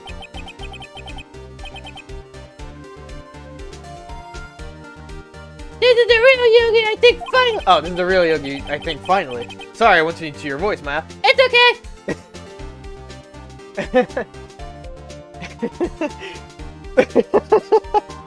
I'm good. He's been acting feeble to hide his true identity. Acting for 15 years. Well, let me ask you again. Please say your name before the court. My name is Yanni Yogi. 15 years ago, I served as a bailiff in this very court.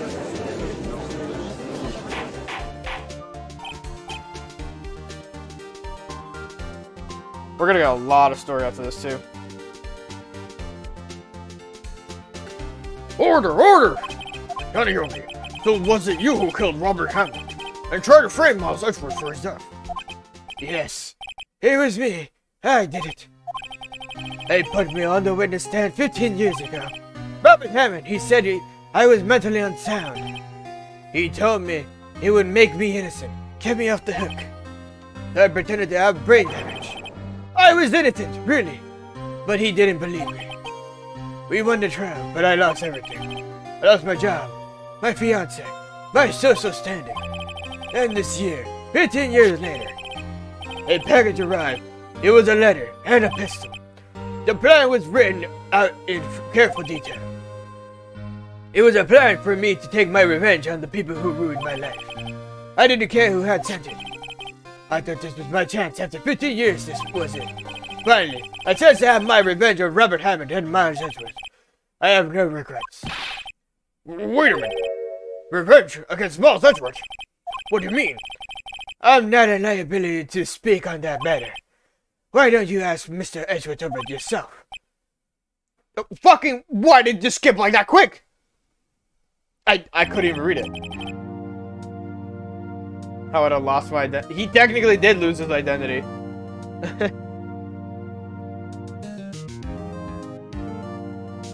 On camera, where is Mr. Yogi? Under arrest, Your Honor. I saw no room for error in his confession. Then the defendant, Mr. Miles Edgeworth, is innocent. In this case, at least. Very well. The defendant, please take the stand.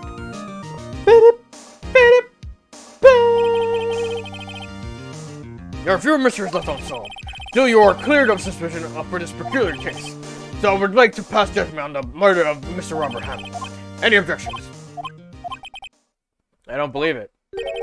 Why isn't Von Karma saying anything? He said, anyways, I admit it. I've been acting for long enough. Oh. Yeah, that's good.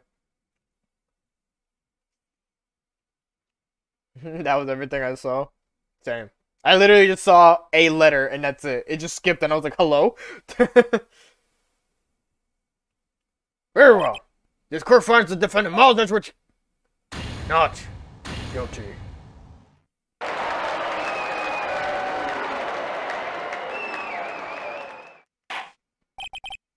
That is all. The court is adjourned. Where's Edgeworth? Did someone just say objection? It wasn't Von Karma. Wait, but that means no. Edgeworth? Your Honor, I object to your judgment. What do you mean? I'm not innocent at all. As we have heard, Yanni Yogi killed Robert Hammond in revenge. But revenge for what? Nick, Edward is trying to confess. He's going to say he's guilty. He's going to tell me the Dale 6 incident. He's going to tell me he killed his own dad. Uh-oh, what do I do? Raise an objection? The judgment has already been passed. I object to Edgeworth's outburst. Didn't something like this happen yesterday too? I believe that certain witnesses raised an objection after the guilty verdict was passed. That would be Larry. We must hear this new statement. We must hear Mr. Miles Edgeworth. He's right. We have a duty to hear Miles Edgeworth out. Fucking great. For 15 years, I have had a recurrent dream, a nightmare. It's only a nightmare, that's what I told myself. But now I know it wasn't a dream. Yanni Yogi wasn't the killer. You mean in the incident where your father died? From the distance of the shot, it wasn't suicide either. Everything was as clear as day. The murderer, the criminal in the DL6 incident. It was me. Your Honor, I confess my guilt. I am guilty for the DL6 incident, the statute of limitations which ends today. The culprit is me! Order, order! This is certainly unexpected. The defendant declared innocent is confessing to a different crime. A crime for which the statute of limitations runs out today. I'm not really sure how I should deal with this. It's obvious. We hold a trial right here, right now. We tried this man for his crime in front 15 years ago.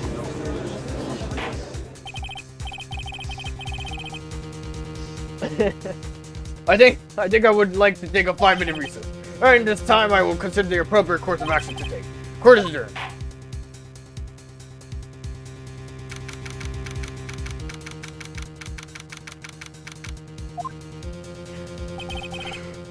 I'm sorry, Wright. Edgeworth. What the fuck? I literally just we come out the courtroom, he just says that, and I'm just like, dude, what the fuck? I just wasted all of your effort. Mr. Edgeworth, I just don't believe it, sir. I mean, you killed your dad. He's losing that accent. I didn't want to believe it myself, detective, but it's the truth. I deserve to be punished. Murder is murder, no matter what the circumstances. This is crazy! Just crazy! Nick, what are you doing? Huh? Oh. I was just reading through the court record once more. I'm getting my case ready. Your case for what? Huh? Isn't it obvious? I'm going to prove that Miles Edgeworth is innocent. What are you talking about, pal? He just admitted to it! Killed him by accident, but his dumbass thinks otherwise. He threw the gun! He didn't shoot the gun! He threw the gun! They stated that shit like twice! And he's gonna say it again! I bet you they'll say it again! Okay. He confessed that he did it in court! I'm sorry, Edgeworth. But I don't believe you're a nightmare. What? It's just a dream. It's not real. The truth is right here in the court record. Also, you told me you threw the gun. Let's understand that factor. Maybe the gun has fired off when it hits the wall or something. But then again, is it by chance it hits your father that close? Or in that distance? In any case, tighten your belts. The real fight is just beginning. I'll prove you're innocent, trust me. Right. December 28th, 2:30 p.m. District Court, courtroom number 3. Now then, I would like to resume our trial. Judge, Miles Edgeworth has admitted his own guilt. He has confessed his crime. Let us begin by hearing his testimony. Then through pointless, let the defense do their cross-examination. That's your limitation of the DL6 that run out today. Though it's unconventional for me, I'd like to run this one by the book. I see. Does the defense have any objections? Nope. No, Your Honor. Bon Karma, you knew this was going to happen from the very beginning, didn't you? Very well. Will Miles Edgeworth take the stand? Will the witness state his name and profession? Miles Edgeworth, I am a prosecuting attorney. Mr. Edgeworth, 15 years ago you mistakenly killed your father, Gregory Edgeworth. Is this correct? It is correct. Then testify about this matter to the court. Edgeworth was telling me about his dream yesterday. I noticed something. One detail didn't quite fit. About him throwing the fucking gun. That would be the key, but only if I can get it to work. Please, please. Alright. Oh, that took a second. I was like, what's happening? That day I had gone to the courtroom to observe one of my father's trials. As we went to leave, an earthquake struck, trapping us in the elevator.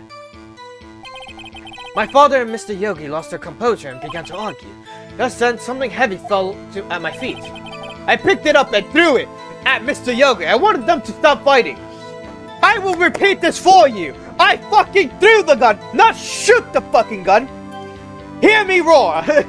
I can tie my hair again. A moment later, there was a single gunshot, then I screamed. Then a scream. It was a terrible scream. I remember it to this day. That's all. And until now, you thought this memory was a dream. We were stuck in that elevator for 5 hours. The oxygen in the elevator ran out, and I lost my memory of the events. Well, the same claim Mr. Yogi has made. Very well. Mr. Wright, your cross-examination, please. Yes, Your Honor. On a sixth statement, okay. 1, 2, 3, 4, 5, 6.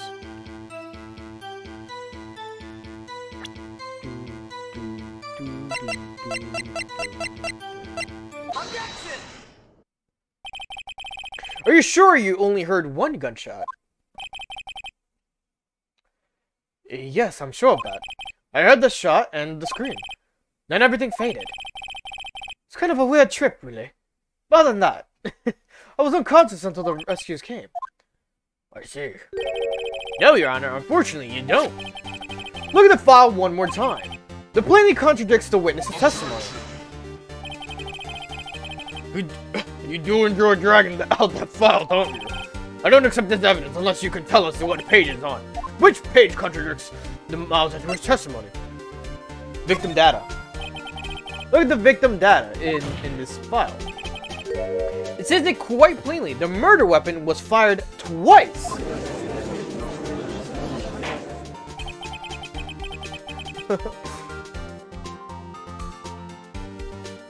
Miles Edgeworth only heard one gunshot, yet the murdered weapon was fired twice. The first shot was the accidental firing when the pistol was thrown.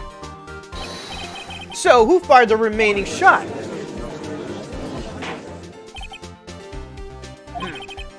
Was there perhaps another shooter who fired that second shot? Your Honor, I am sure you're aware. This incident occurred 15 years ago. The evidence is dated. The pistol did fire twice. However, we do not know when the second shot was fired. It might have been fired the day before the incident. There's no proof that the second shot had anything to do with this incident. What? I see. I will keep telling him, you threw the gun.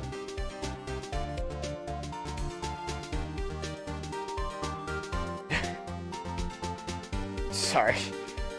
You do have a point, Mr. Wright. The murder weapon was fired twice, as we have heard. One of those shots were fired by the defendant and a boy at the time.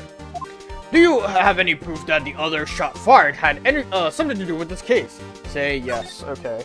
Present the DO6 incident photo. Your Honor, Your Honor, I think I will be able to show you proof. What? Impossible! Now, Mr. Montgomery, save your surprise for after you see the evidence. Very well, Mr. Wright, show us your proof. Do you have evidence, that the second firing of the pistol is related to the incident?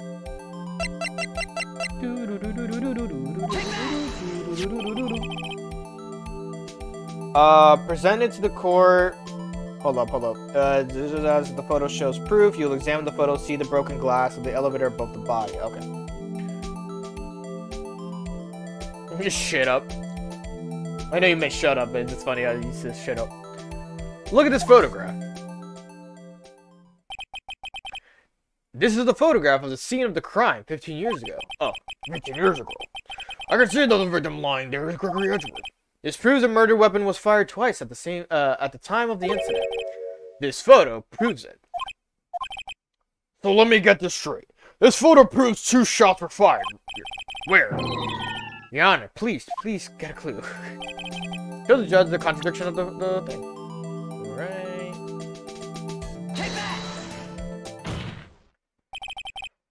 That should be obvious. The contradiction is here.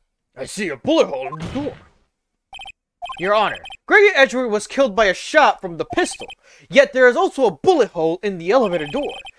We also know that the murder weapon was fired twice. Thus, someone other than Edgeworth fired the second shot.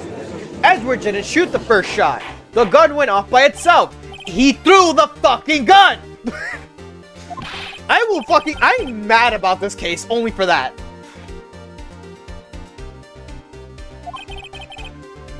It's simple, Your Honor.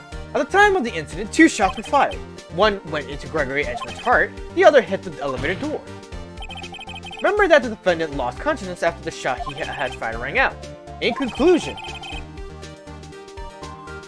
we must agree that the second shot was fired by someone else.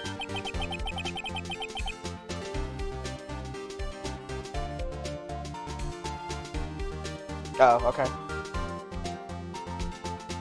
No logic. Head empty. Alright, sorry. Mr. Wright, but who could that someone else be? The murderer, of course. I knew I should have stepped in before your wild fantasies got out of hand. Mr. Wright, look once more to the DL6 incident case file. Look closely. Try the case summary page. That's on page 1.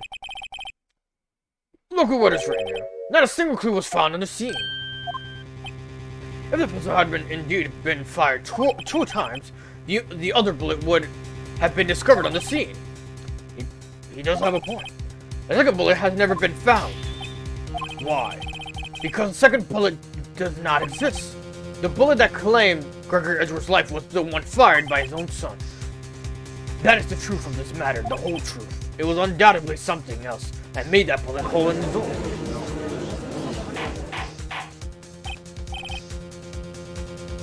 Order! I would have order!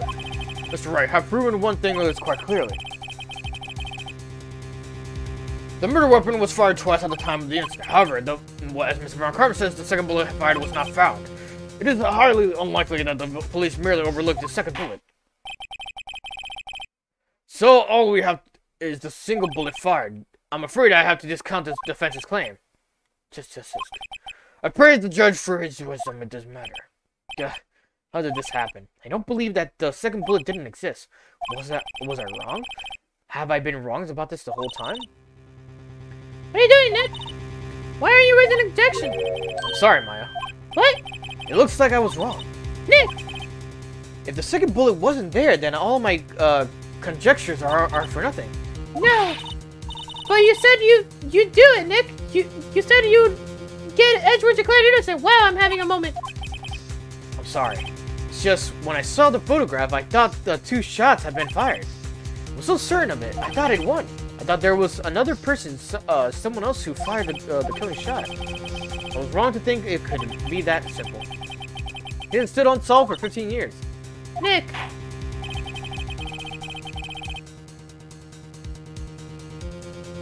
Well, it seems that we have finally cleared up this incident.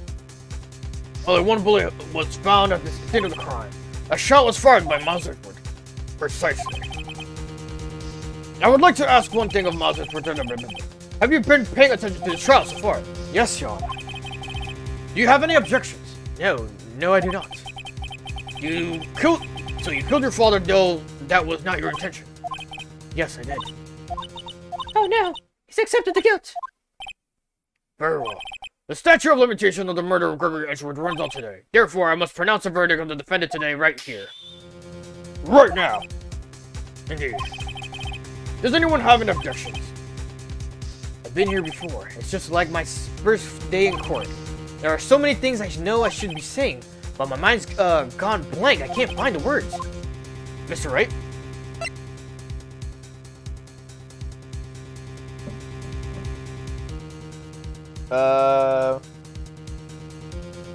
Hold up, what? Von Karma objects, reminding you that the case file says that it's not a single clue in the elevator, only the bullet was found.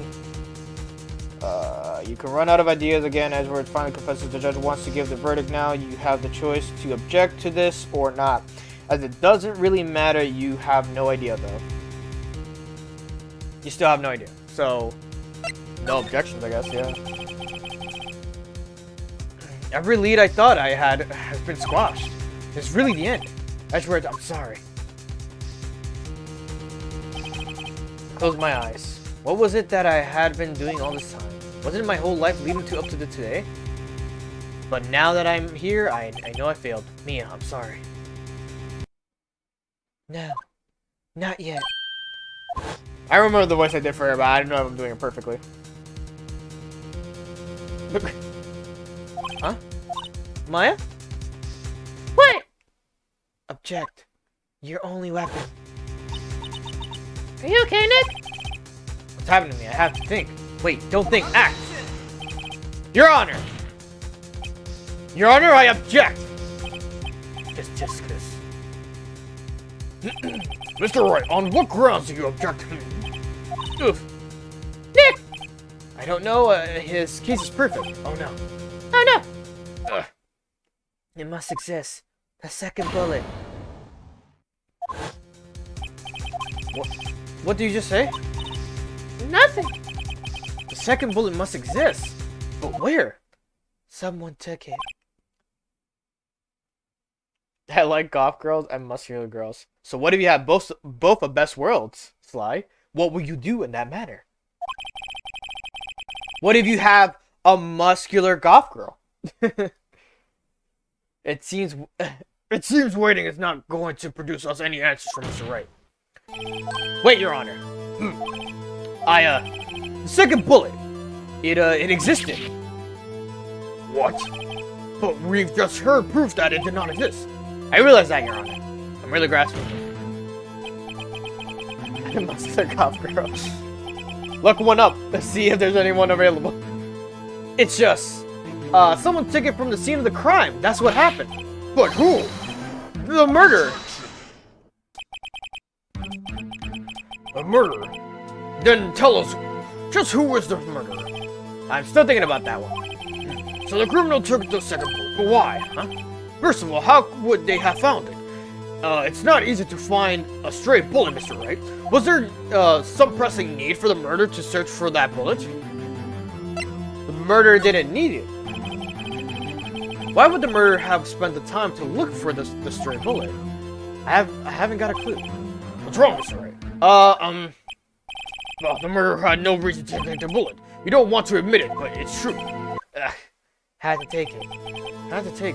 Murder, what does that mean? You're thinking too normal. Think crazy. Don't think why the bullet was taken. Think why the bullet had to be taken. Mr. Wright? Yes, Your Honor. I have no idea what I'm doing. Well, the murderer had no intention of taking the bullet from the scene. But, the murderer had to take the bullets. Had to, Mr. Wright? What do you mean? Well, for instance. For instance what? Maybe the bullet, hit the murderer. The bullet hit the murderer? Just saying for instance. I mean, if it hit you, you would have to take it with you, wouldn't you? It's not like you could perform surgery right there. You know? Wait a second. I was just talking off the top of my head, but what if that's really what happened? Let me get this straight. So at the time of the murderer themselves was shot, and they left with the second bullet still inside them. thus leaving only one bullet at the scene of a crime. Yes. I guess that's how it would work, yes. But there's a problem with that. Is Kendra eternally screaming Phoenix? Ah! Just him holding his head onto the fucking table. The other two people... The other two people rescued from the elevator. I need water. That hurt my throat. Actually screaming like that.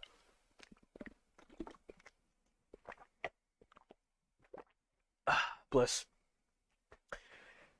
Mels Edgeworth and Yana Yogi were both unharmed.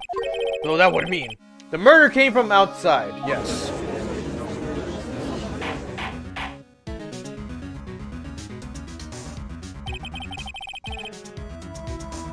Two men fought inside the elevator. Do you know Caleb City? Sounds familiar.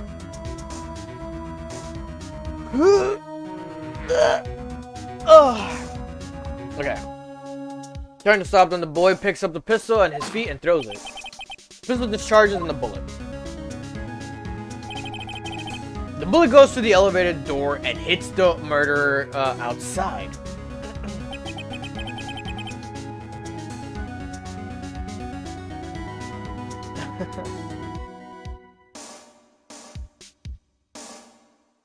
There was a meme. I have to find it again, but it's a meme of an anime character kind of like in distress, and then it zooms in on the character, and it's it turns the back, it just kind of fades a little bit of like a burning background, and all the sound is just the screaming of ah. That's it. That was like, I need to find that meme. Once I do, I'm gonna be posting that shit everywhere, because that's what a mood is.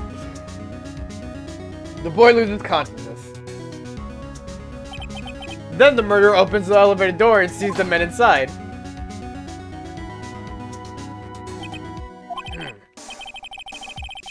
Mr. Wright, you are truly the most unpredictable defense attorney I've ever known. I can tell you're grasping, yet I cannot deny the possibility of what you say.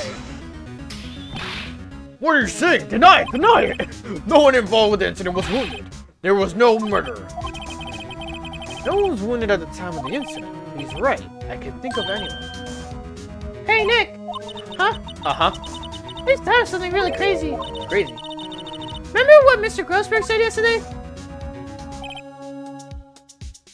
Gregory Edgeworth dealt a blow to his perfect trial record. Wow! Must have been quite a shock for Von Karma. He took a vacation for several months after that, you see. Yes, an unusual event for the man. That was the first and the last vacation he's taken in many years of prosecuting. What if Von Karma didn't take a vacation because of shock? But took it because he was injured. Which would mean... It could only mean one thing. He was the murderer in the Day of the 6 incident. He was the man who shot Gregory Edgeworth. It was Von Karma. Oh, man. Something wrong, Mr. Wright. You seem dazed. I sent the video. Got you. I'll watch it later. No, Your Honor. Well, you haven't indicated the possibility that the murderer came from outside. Can you give us the name of your suspect? Uh-oh. Should I come out and say it now? Say it now.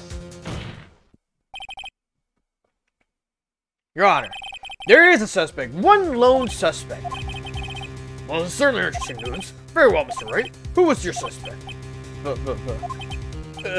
My hands are shaking. What? Von Karma! Von Karma? The devilish smile. You mean the Von Karma? The prosecutor? The one standing right over there? You don't object. I see no need. Why on earth is there an outburst with my objection? Do I have to come out? Jesus, yes. Because you took a vacation for several months starting the day after the incident. Yet you pride yourself on a perfect record.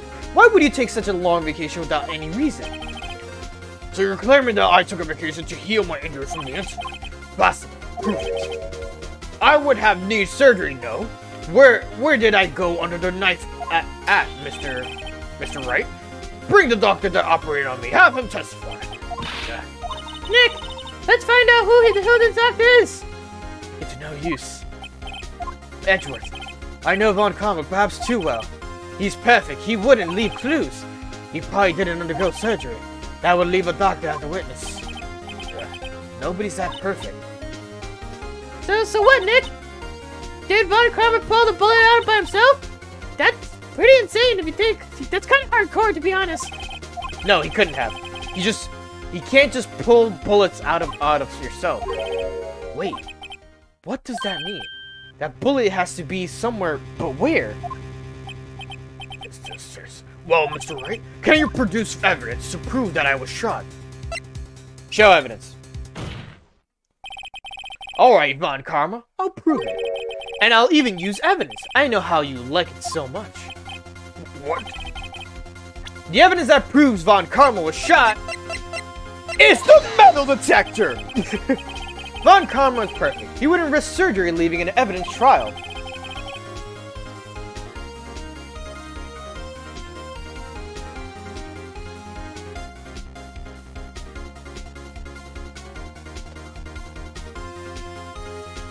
So then I ask, where is the bullet now? I think it's unlikely that Von Karma performed surgery on himself. You don't mean? Yep, I do. There's a possibility that the bullet is still inside Von Karma. Is that even possible for all these years? Well, there's one way to find out. We could use this metal detector. Well, Von Karma, I'm going to run this over you and see what we find. I refuse. You refuse? But refusing this means you acknowledge that the bullet is still inside you. Like a souvenir. I mean, he's kind of smart for not getting a doctor because then he'll leave a witness. Order! Your Honor, the defense requests that we be allowed to use the metal detector. Judge, I call for suspension of this trial. This is an invasion of privacy. The statute of limitations runs out of this case today. It was you who said we had to end it right here, right now. Enough! I permit the use of the metal detector. Mr. Von Karma, you will submit yourself to testing. Nick, what does this mean? I don't know, but we have to give it a shot.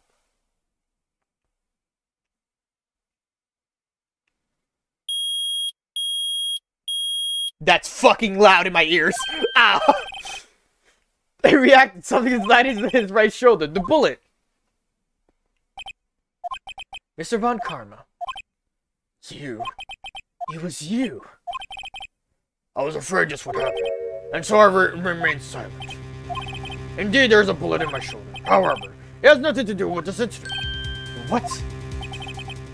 I was shot in the shoulder long before the DL6 incident. I claim that the bullet in my shoulder is no relation to DL6 incident. Motherfucker! Whatever.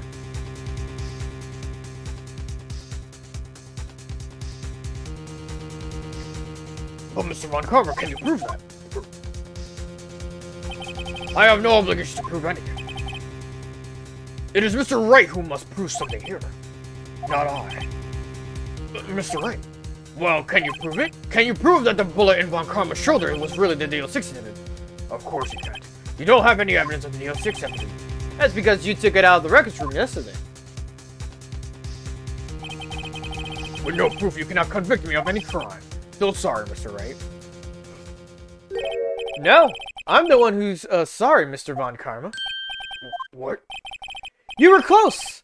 1 day away from freedom. But you see, I had proof. What? Who would have thought you would dig your own grave trying to convict Edgeworth? I can link that bullet in your shoulder to the DL6 incident. And here's my final proof. That's the bullet! Where did you get that? This is the bullet used in the DL6 incident. This was taken from the heart of the victim, Mr. Gregory Edgeworth. The bullet is preserved quite nicely with all the ballistic markings intact. Ballistic markings? ballistic markings.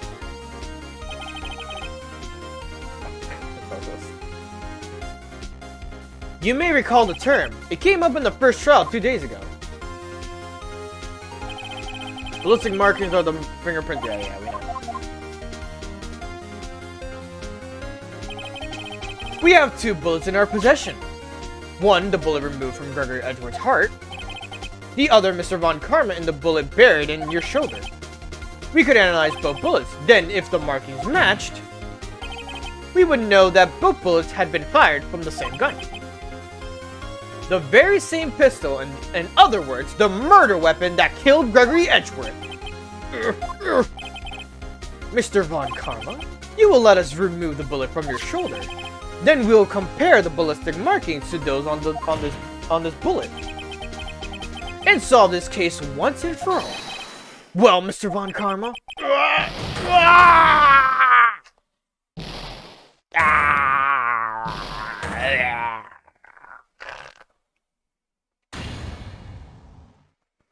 That scream. I've heard that scream before. Wait, I know. Yeah, then this whole thing. Then he threw the gun, the scream, get away, shot, get away from my father, bang. Wow.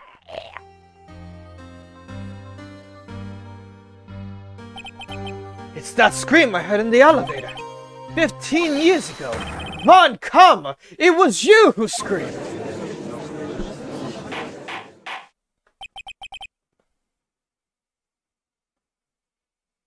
Mr. Von Karma.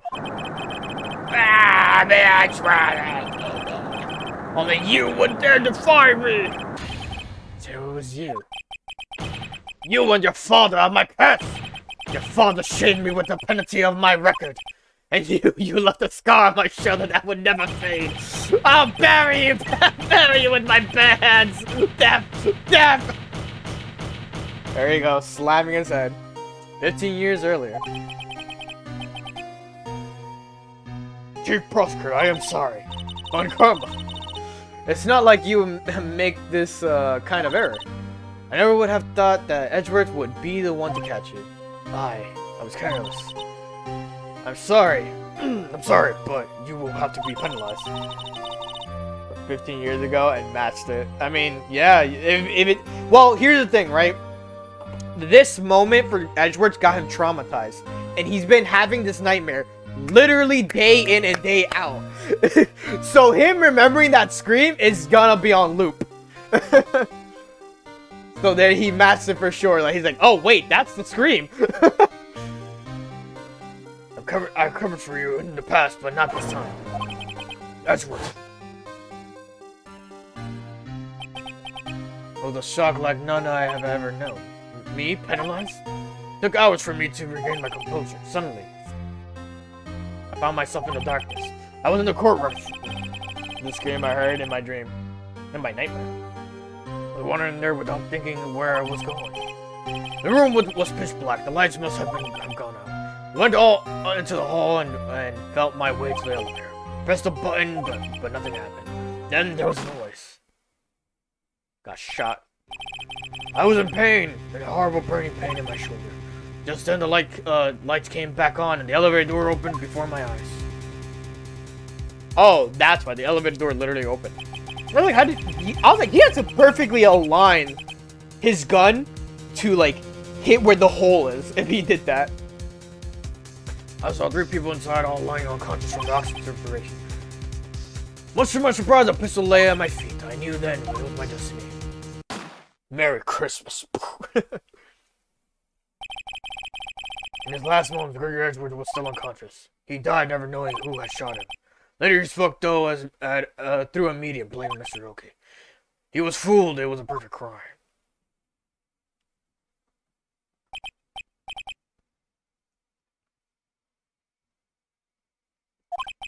Who would have thought another man would have come to open that elevator door? Judge. What? What are you doing? Do your job. Bring an end to this miserable charade. Now, end it. Very well. At least he admits defeat. At least he admits defeat without no holding back. Agrees that we have come to a very long way to the end of this maze. 15 years later. Mr. Miles Edgewood. Yes, Your Honor. You were innocent.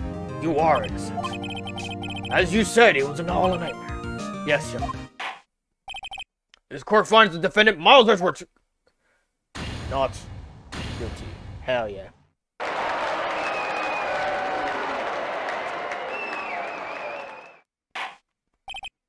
That is all. This court is adjourned. Alright. December 28th, 5:38 p.m. District Court. Defendant lobby number 2. Nick, you did it! Did you see his face? Von Carmen looked even paler than usual. He's pretending to be all cool, but inside you crushed him, Nick. Crushed! I didn't say I'm impressed. It was pretty close though. I was sure we had it. We had it. I know, I was on the verge of tears the whole time myself. But now it's all just a good memory. So it's finally over, Edgeworth. Right. Yeah? I'm not sure how to say this. I know. Try. Thank you. I see. Thank you, Wright. You're welcome. You kind of said that a little bit with a hostility on it, but I'll take it anyways. I think you could have done better than that. Sorry, I'm not good at this sort of thing. You got a lot of learning, Edgeworth. She got you there. Woo! Amazing, pal. Whoa. Amazing, pal. You pulled through just like I thought you would. I never forget this. I owe you one, pal. And tonight, let's party. Dinner's on me. Yeah, my salary went down a bit this month. But who cares? David, you should take a lesson from Detective Gumshoe. That's how you say thank you. I see. Woo! I feel foolish. Don't worry, take it a little time. You'll get used to it. Been 15 years and since I've seen Edgeworth this unguarded. How old is Maya again? 17. I was like, is she 16, 15 in this one? No, she's 17. She becomes 18 on the next one. It's been 15 years since I've seen Edgeworth this unguarded. Fucking Lotta. Why are you here? Honestly speaking. Hey, y'all. Lana! What the fuck are you doing here? Y'all were great in there. Thank you. Yo, Edgewood. Congrats. Thank y'all very much. Lotta can have a cake. I knew you were innocent from the start, of course. Just look at you. You wouldn't stick your hand in the cookie jar even if no one was there. You were the witness on the first day of the trial, weren't you? Yeah, well, let bygones be bygones, eh? Speaking of which, what are you doing now, Lotta? Why are you here? Who, me? I went back to college. I gave up trying to be an investigative photographer pretty quick. Really? That's too bad. Huh? Isn't that the hot dog guy from the park? Huh? It's over, Nick! My life is over! Why the sad face, Larry? What happened now? Oh, Nick! I'm not long for this world! You don't look sick. It's Keontae! She's going to live in Paris! Paris, Nick! She's leaving me behind! Should have seen that coming. Yo, Edgy! There you are! Yes, here I am. Congrats, Edgy! Here, a little gift from me in celebration! Celebration? That's unusual for you. Harry Butts, you come along tonight too! My treat, pal! Thanks! Looking forward to it! Yo, Nick. That's the suit that questioned me.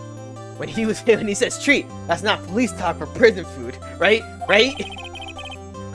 I'll think you'll be fine, Larry. Right. Yeah? What's up? That envelope that Larry gave me, it got money in it. Well, yeah, that's not that strange. People give money away to celebrate sometimes. It's $38, right? Huh? What a weird amount. I mean, it's not a little, but it's not a lot either. $38 exactly. Nick? Wasn't that exactly the amount of lunch money that was stolen from Mr. Edgewood at school? $38. No. No! Larry, it was you? What are you so surprised about, Wright? Huh? Larry was absent that day from school, right? But that doesn't automatically rule him out as a suspect. What? Think back on the day 15 years ago. Larry took the day off, but he was bored, so he came into school anyway. And he saw the money lying there, and then the rest is history. I never was good at history, huh? Edward, you didn't know, did you? I suspected. I just couldn't picture Larry protecting you like he did that day. Everyone else was saying you did it. The whole class was against you, remember? Yeah, too well.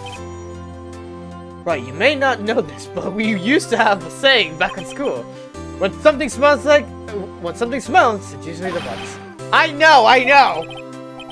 Really, right? I'm surprised you didn't figure it out. Well, this sure is an unexpected turn of events, eh? Edgeworth? You should have told me. What's good, Invicto? No, Nick, it was 15 years ago. Don't you think the statute of limitations has run out, Mr. Edgewood? I'd say so, yes. There you have it. Where does that leave me? I became a defense attorney because of what you two did. Where does that leave me? Oh. Well, you have always been something of an insufferable emotionalist. Yeah, and you get worked up too easily, too. Death. The death sentence for both of you. Man, if only I'd known I'd become a prosecutor. The same goes for me, only the other way around. For the longest time, I thought that I might have killed my own father. That I might be a criminal. I became a prosecutor in the part of punish myself. If I had known the truth, I might have become a defense attorney after all. Edgeworth. Want to switch, right? Hey, y'all, line up. I'll take a photo. Hey, now let's go. And after that, then on me. That sounded off. Detective Gumshoe took us out to the town that night. We celebrated Edgeworth's newfound freedom. Even though Edgeworth himself was still in detention or some shit. Fuck, I have a funny sticker I want to use, except that I can't because this is a Twitch. This is Twitch, not Discord. It'd be like that. Whoa. I went a little overboard yesterday. My head hurts, huh? It's still only 5 a.m., I assume. Maybe I should go back to sleep. What's this? A letter? Good morning, Nick. You were really impressive yesterday. Seeing you, it made me think about what I'm doing here. I'm a spirit medium, training of course. I wanted to help Mr. Edgewood too. I wanted to help you. But I couldn't, I was useless. So I decided to go back to my training. I'll become a full-fledged spirit medium for starters. I couldn't say it to your face, so I left this letter. Goodbye, Nick. Goodbye? What time is it? Ah, the first trains for the mountains have already left to the station. I kind of messed that up.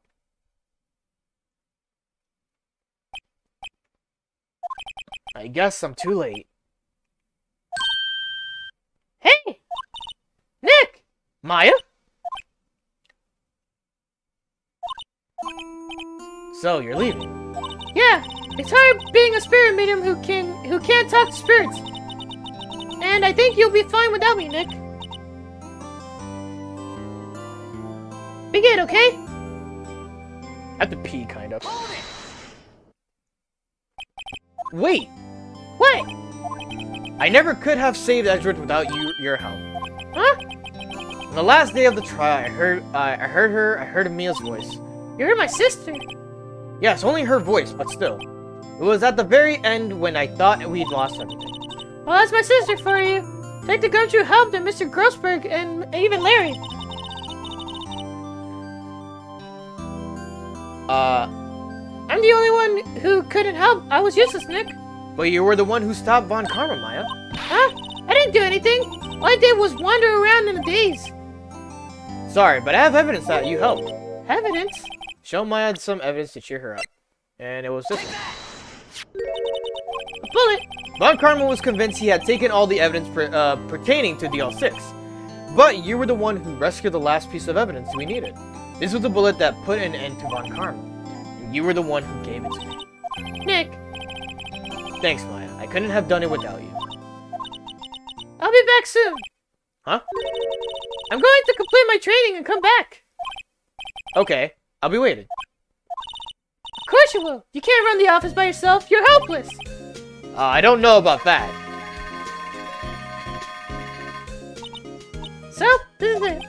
See you soon, Maya. Oh, that was me. See you soon, Maya. I took your line. Don't worry about it. Thanks, Nick. There's Maya leaving on the train. She'll be back. So my story ends. Time to turn a new page. And say goodbye to the novice defense attorney that I once was. Now a new story begins. With the same old crazy cast of characters. Don't think you've graduated yet, amateur. Mr. Wright, perhaps you'd like to rethink that claim. Yes, Your Honor. Uh-oh, I got a bad feeling about this.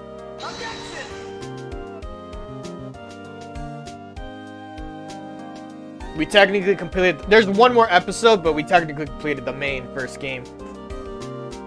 But we won't do the episode 5 yet. Hey, pal, Mr. Edgewood came down to the precinct to wish me a Happy New Year. Talk about a pleasant surprise. Woo, Detective Gumshoe! And he hung his head low and went right back outside. And I'm like, he was embarrassed or something. Strange, huh? Very strange. Gumshoe. So yeah, we're not gonna do episode 5. We'll do episode 5 next week. We still got some time for some Pokemon, so I'm gonna play Pokemon right after this. Huh, Nick. You know what? While this is happening, I'm gonna go pee. I really need to pee. So let this play out. Read it on your own terms.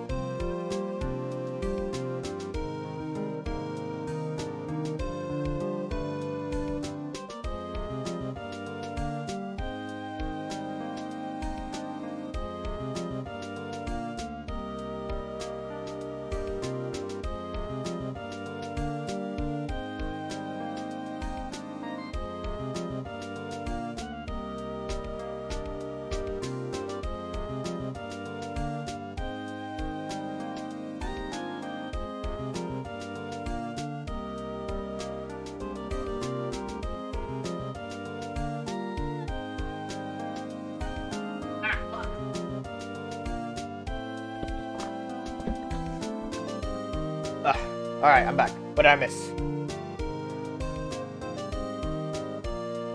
Edward living life now. He do be living life. This man went whoop when he came into the fucking police suit.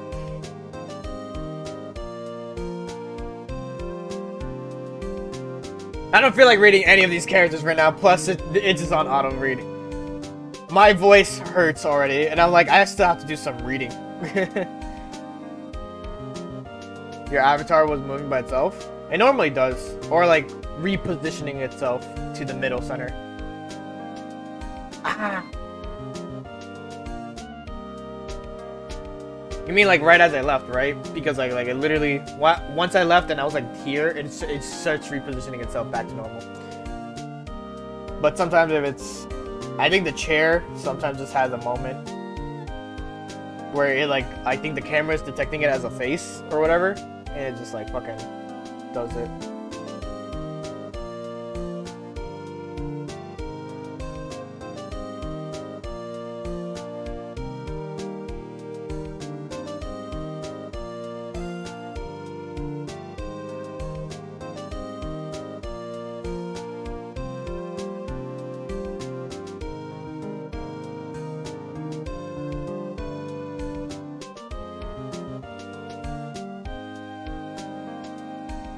Repositioning, it was headbanging and going crazy. As I came back, because I saw that when I came back. Ah.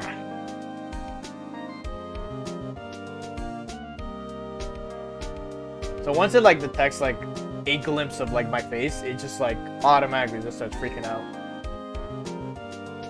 But again, if it detected as like my chair is like the top piece or whatever, as a thing.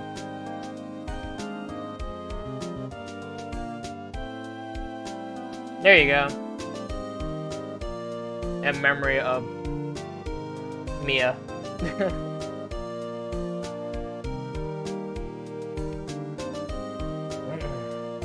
Capcom. You should see it. I mean, I'll eventually see it when I go back through the VODs and shit. Save your progress, of course. Save it. Yes.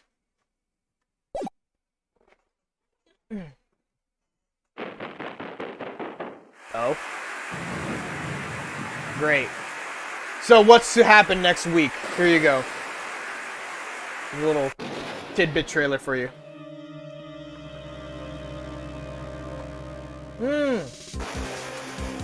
Right. It was to showcase like the DS, cause this was involved in the DS one. This episode, it wasn't involved in the original Game Boy Advance.